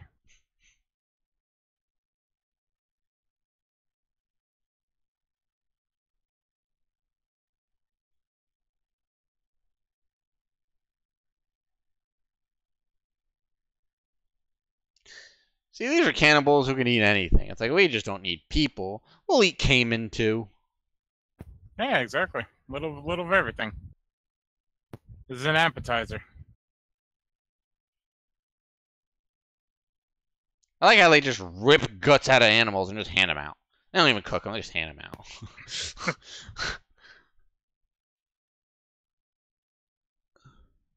It's probably so baffling to them, this situation. That is just an inefficient way of distributing food amongst your people. Yeah, seriously. You could have this pile of guts and this one here. Pretty much. Hey, Bill, come over here. Here's your pile.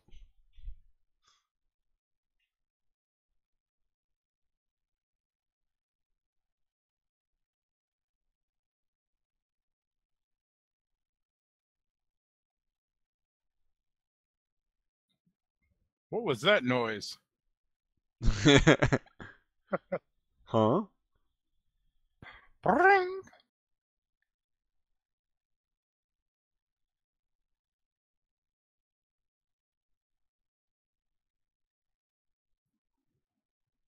He puts the lotion in the basket, or else it gets the hose again.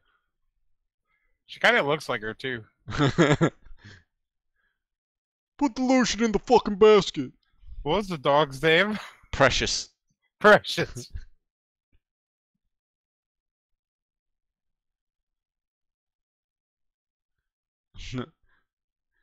Dick to his last dying breath. He's so evil. This guy's worse than Thanos. I just want to watch the world burn.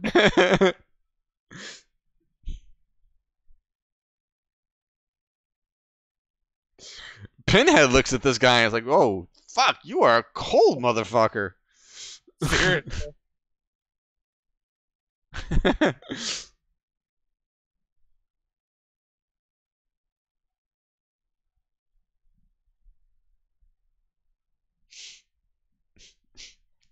like, man, I've seen a lot of horror movies with a lot of fucked up villains, but god damn. You know the guy that was sitting in the back of the helicopter? Yeah. He reminds me of like the first dealer that Tony Montana deals with when he gets to Florida. Okay. Like when he opens the hotel room and the whole chainsaw thing, it looks just like him. A little bit.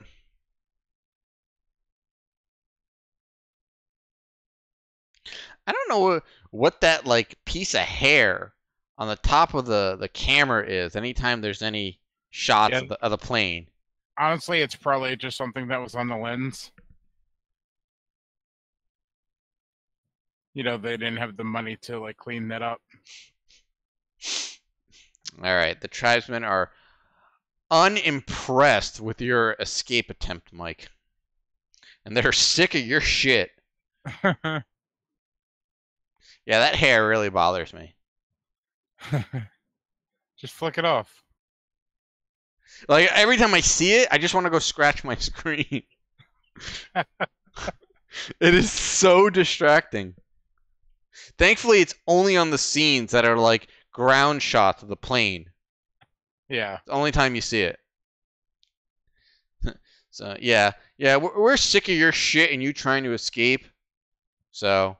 And they made him watch the plane fly away. Yeah. Try to escape now, bitch. So what did you do Friday night? Oh, had my dick cut off. Yeah, he's lost a hand. He's had a bad string of luck. But this guy's like still like beefing around like nothing. Like, lost my dick, no big deal. I'm a Chad, yo. Lost my arm, I got another one. He was getting poked and prodded before with like wooden spears. He was taking that. Like there's no bringing this dude down. It's like the fucking juggernaut. He's the winner of the player haters ball. He wear the underwear with the dick holes in them.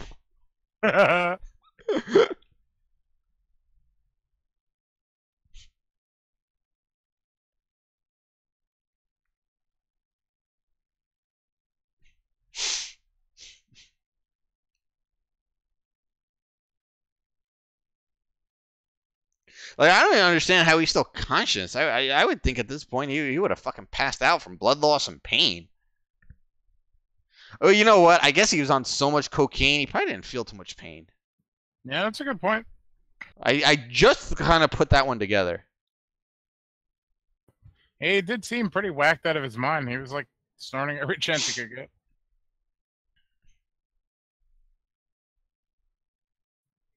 Oh no, Pat.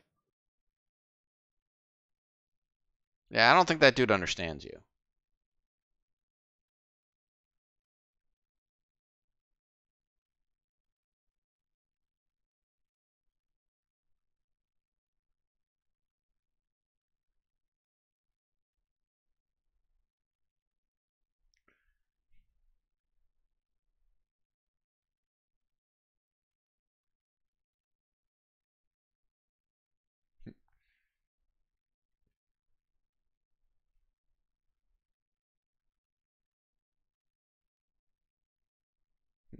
It's a weird thing to do to my breast, but all right.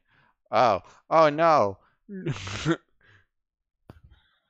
I like that they weren't biased to one sex or the other. Some guy got his dick cut off, and now she's getting brutalized. Like, all right, everyone, be cool. Be cool. The fuzz. There. The air fuzz. Be cool. Be cool, bitch. All right. All right, we're good. Get the other meat hook. What's more disturbing is they had this plan set up. Like, they had these, like, meat hooks for a reason.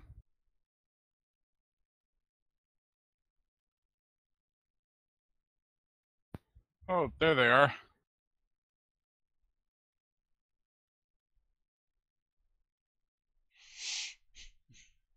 Oh my god, I hate that stupid hair on the lens.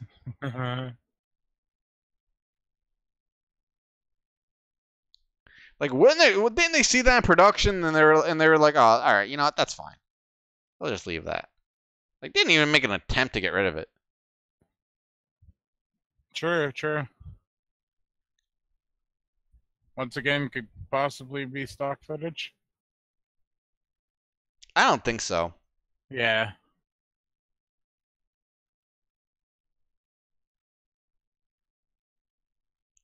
Stock footage of that exact plane? Oh, no, I didn't realize that you'd see more of it, like, in this situation here.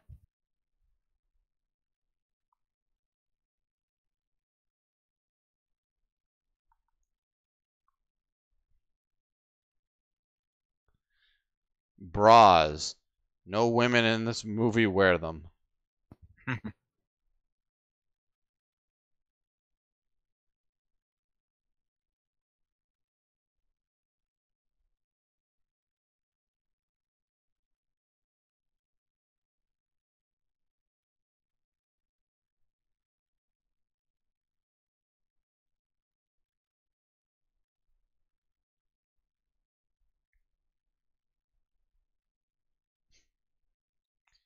So these people went from New York all the way down to Paraguay to look for these people? Like, just these two people? Well, from what I'm gathering, all the New York detective scenes and shit like that are crimes that Mike did previously, and that's what they were investigating. I get that. I get that. But in what world do they think that they have fucking jurisdiction in Paraguay? Rich white people. They don't necessarily have jurisdiction, but...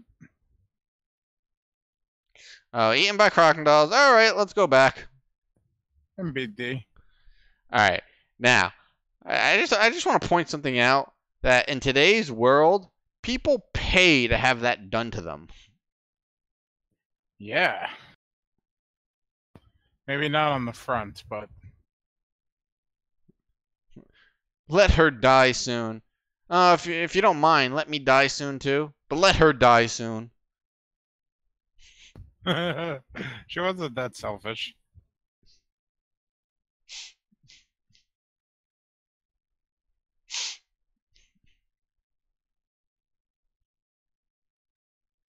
Thank you.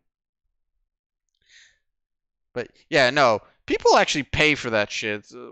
What is it called? Aside from self-mutilation, it's like called suspending or something like that. And, yeah. And people go to these places to have fucking hooks put in them, and they're just suspended in the air. Yeah, it's weird. It's interesting.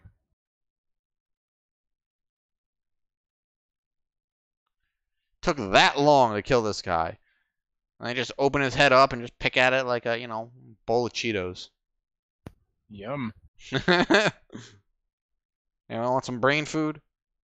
I like how simple it is, though. Like, he was the harshest person in this movie. And just got the quickest and, most brutal death. Yeah. Yeah, I've seen Suspension live, too. There was a band called Nassau Chainsaw. I've heard of them. That. I've seen them at... Yeah, I've seen them at Dingbats, and they had some suspension...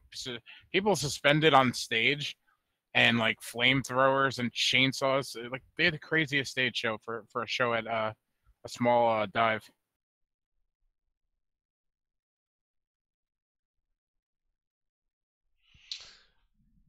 Suspension, pretty neat to see live. I guess if you're not squeamish. I mean, I hate needles, so seeing giant hooks going into people's skin, purposely is, I don't know, that would bother me. I'm curious as to why, but it is interesting to see.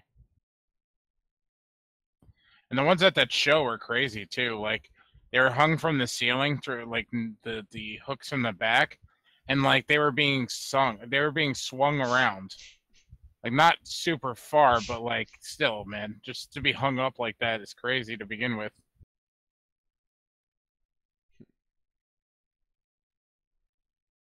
Why? This little dude's so helpful. He is.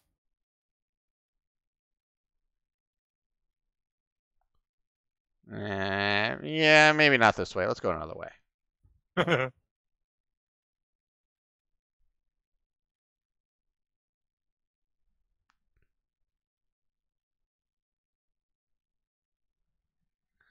That sucks.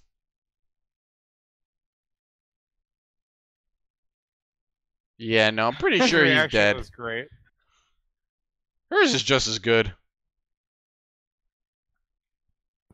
They're gonna have a life together in Manhattan.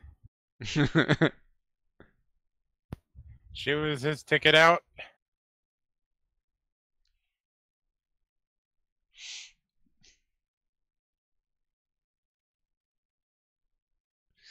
Oh, man.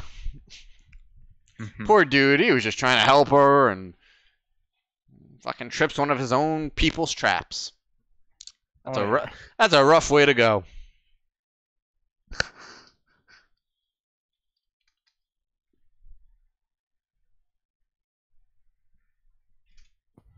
I get the whole ritual thing, but like people get different things out of it other than spiritual or this and that. And the monkeys again. Yes. Told you, man, them monkeys had more screen time than anybody. Monkeys Actors Guild.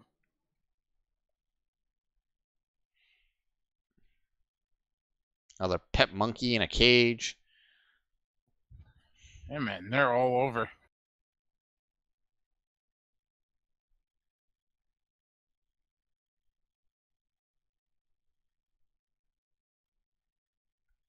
That's two random places. Dude says I'm gonna fly right up to Acapulco and Taiwan for 10 days. I don't You think know, that you know what he's doing in Taiwan. Taiwan's not that kind of Asian country. Yeah, no, I was thinking You, Thailand. yeah, you were definitely thinking Thailand. Okay, so maybe he's just gonna open up his own small business and manufacturing facility. And that's like a random place for like a white dude to say he wants to go in 1991. Dude, I can't wait to get out of this hellhole and go to Taiwan. Like, what? All right. Is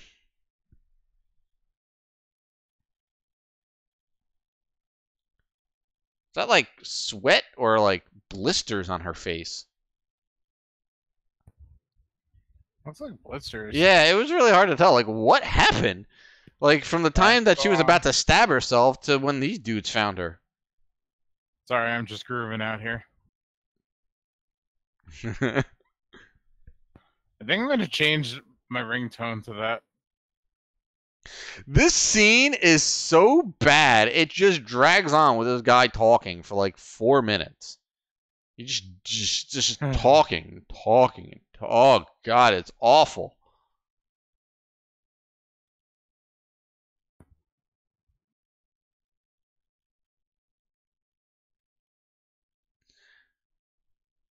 Are they throwing poo? If they ain't throwing poo, they got ripped off. The monkeys are not throwing poo. These are just, random wild monkeys just sort of hanging out, just all B-roll footage, but there's just a lot of monkey footage. There's more monkey footage in this movie than like a monkey documentary.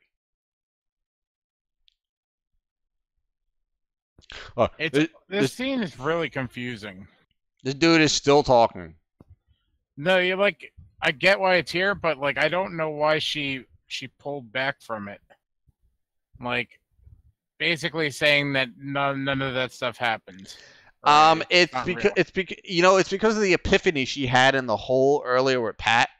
Her saying that it was because of their violence that the tribe is now doing this to them, that their violence bred more violence.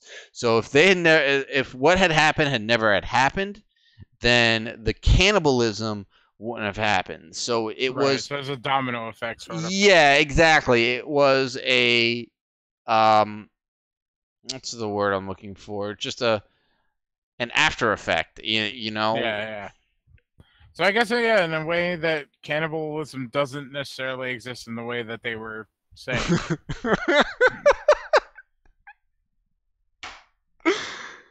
Oh my God! If you don't laugh at the way that movie ends, the fact that it just zooms in on her deadpan face and then busts into the song.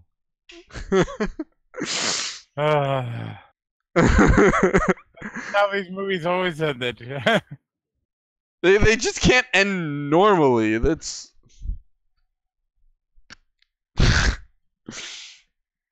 It's like an end of an 80s like television sitcom or drama. Oh my god, it's so funny. This is so funny. I love the way that ends. Really do. Oh man.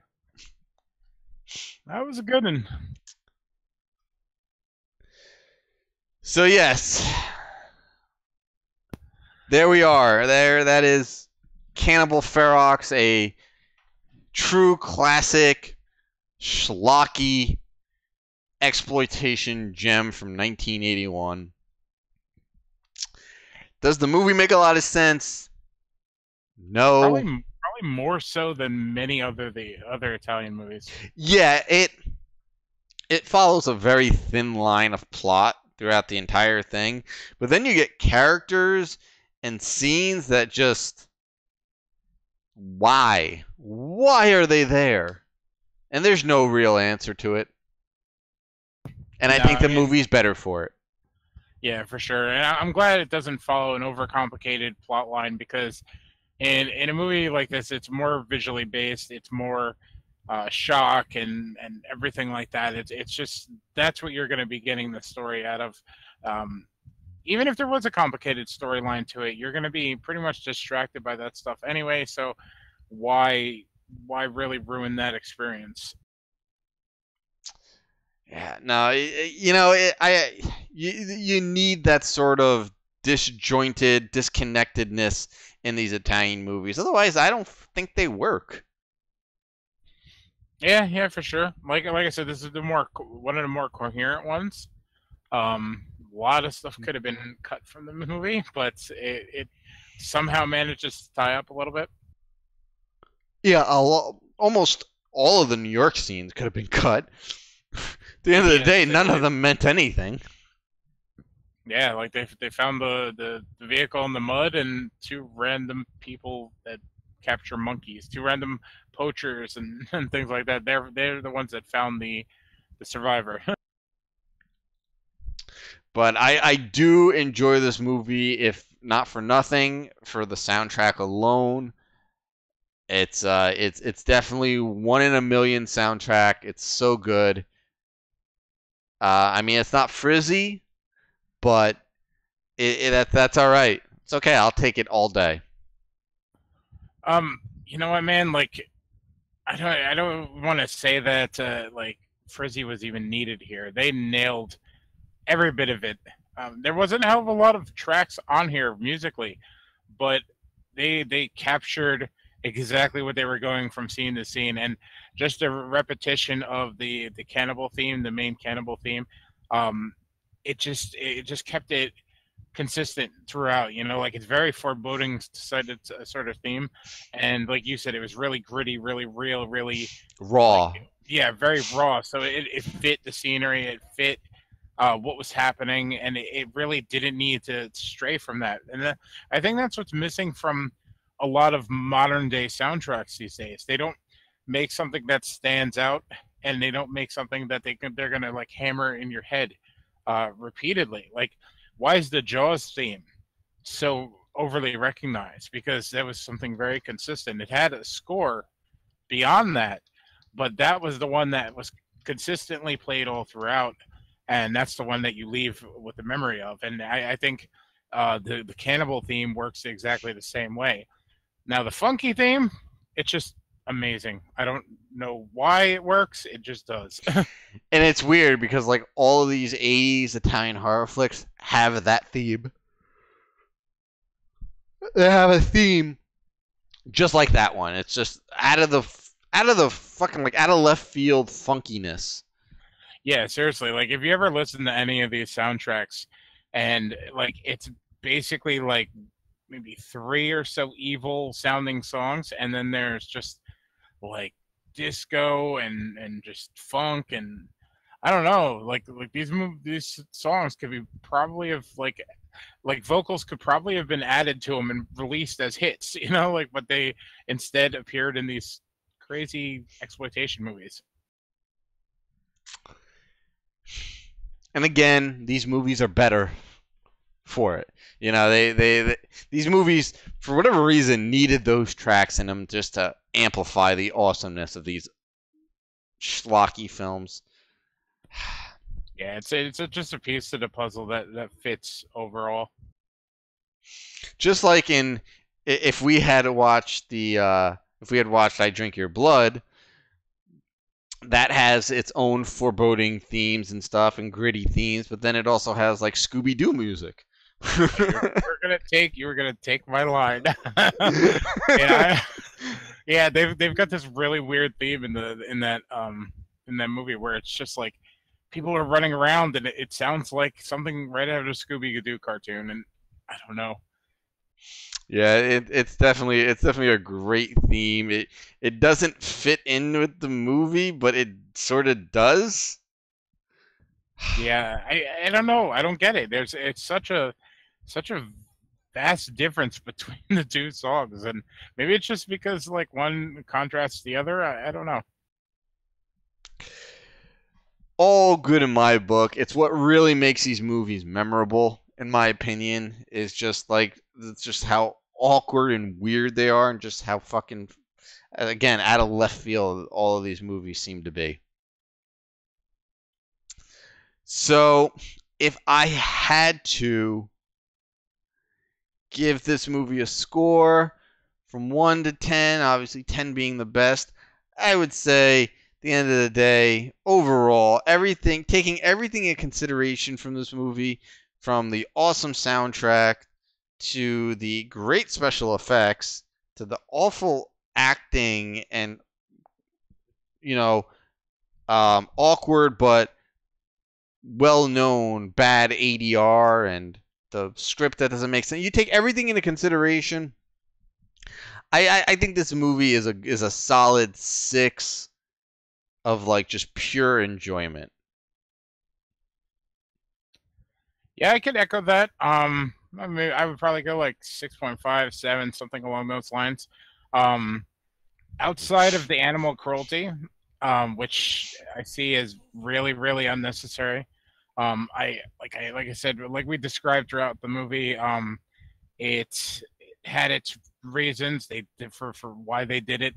At least it was recycled and put back into like the life span, not the lifespan, but like the circle of life. Like people ate the food that they used in this. But to do that stuff in a movie, it just seems unnecessary to me. That stuff aside, there is a really unique charm about it. There's just so much character going on in it, even in its faults. Like it has really, really big downfalls and really, really tall like benefits throughout the entire film. And Mm-hmm. I think it just, all of it works to like hand off to one another. If that makes any sense, and that adds to the whole overall charm of it. And for that time, like I'm rewatching it now, like I'm really surprised it hit the notes that it did, story wise, social commentary wise, and all that. It's very interesting to see a lot of these themes played through today. Like here we are in 2018, and some of those 1981, 1980 when they filmed it, those themes kind of ring true to today. Like that fear of the unknown and what sort of I guess consequences come from violence and hate and things like that. And how one thing starts and in domino effects. It's for a cannibal movie, an exploitation movie. It's rather poignant. So yeah, maybe I'll go with a 7. Yeah, it definitely tried to hit notes that other movies of its genre were not trying to do. So for that, it definitely gets a couple extra points. Well, I think that is going to do it for us tonight. Barring a little technical difficulty on my part, completely my fault, earlier in the stream. It was pretty good. The movie was a lot of fun, as we knew it would be. Quick Yes. thank you to everyone who came out tonight, hung out with us, watched the movie with us, or just hung out and listened to us talk and ramble on about the movie. We appreciate it greatly. If you like what you heard, make sure you hit the subscribe button. Make sure you check out deadentertainment.com. You can follow us over at Twitter at deadent site. That's DEADENT site. And you can also like us on Facebook at www.facebook.com/deadentertainment. Also, every Wednesday night, 8 p.m. Eastern Time on this channel, we do the Way of Life Live podcast, where we talk about anything new in the world of horror and geek and comic culture. So if that's your bag, make sure you tune in every Wednesday night.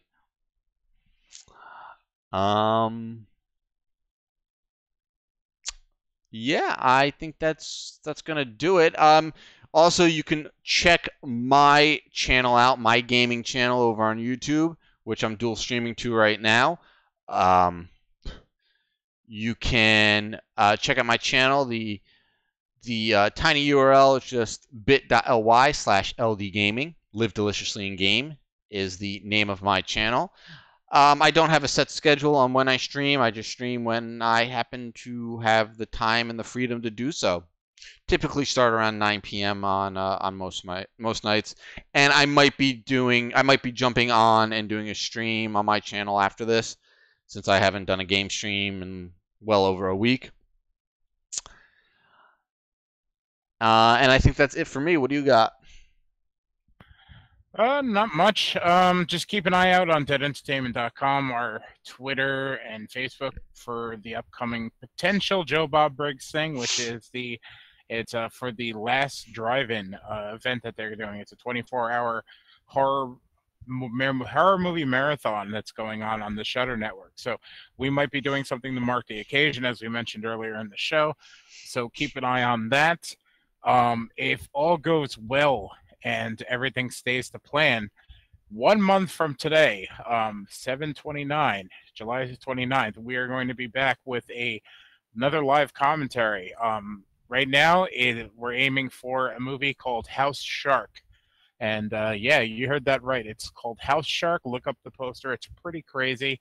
It's a movie by a guy I don't know, Ron Bank. And it seems to get a 6.5 rating on IMDb. So, like, yeah, it might be fun. It's going to be completely ridiculous. So, yeah, check back 1 month from now, and we will be back for that.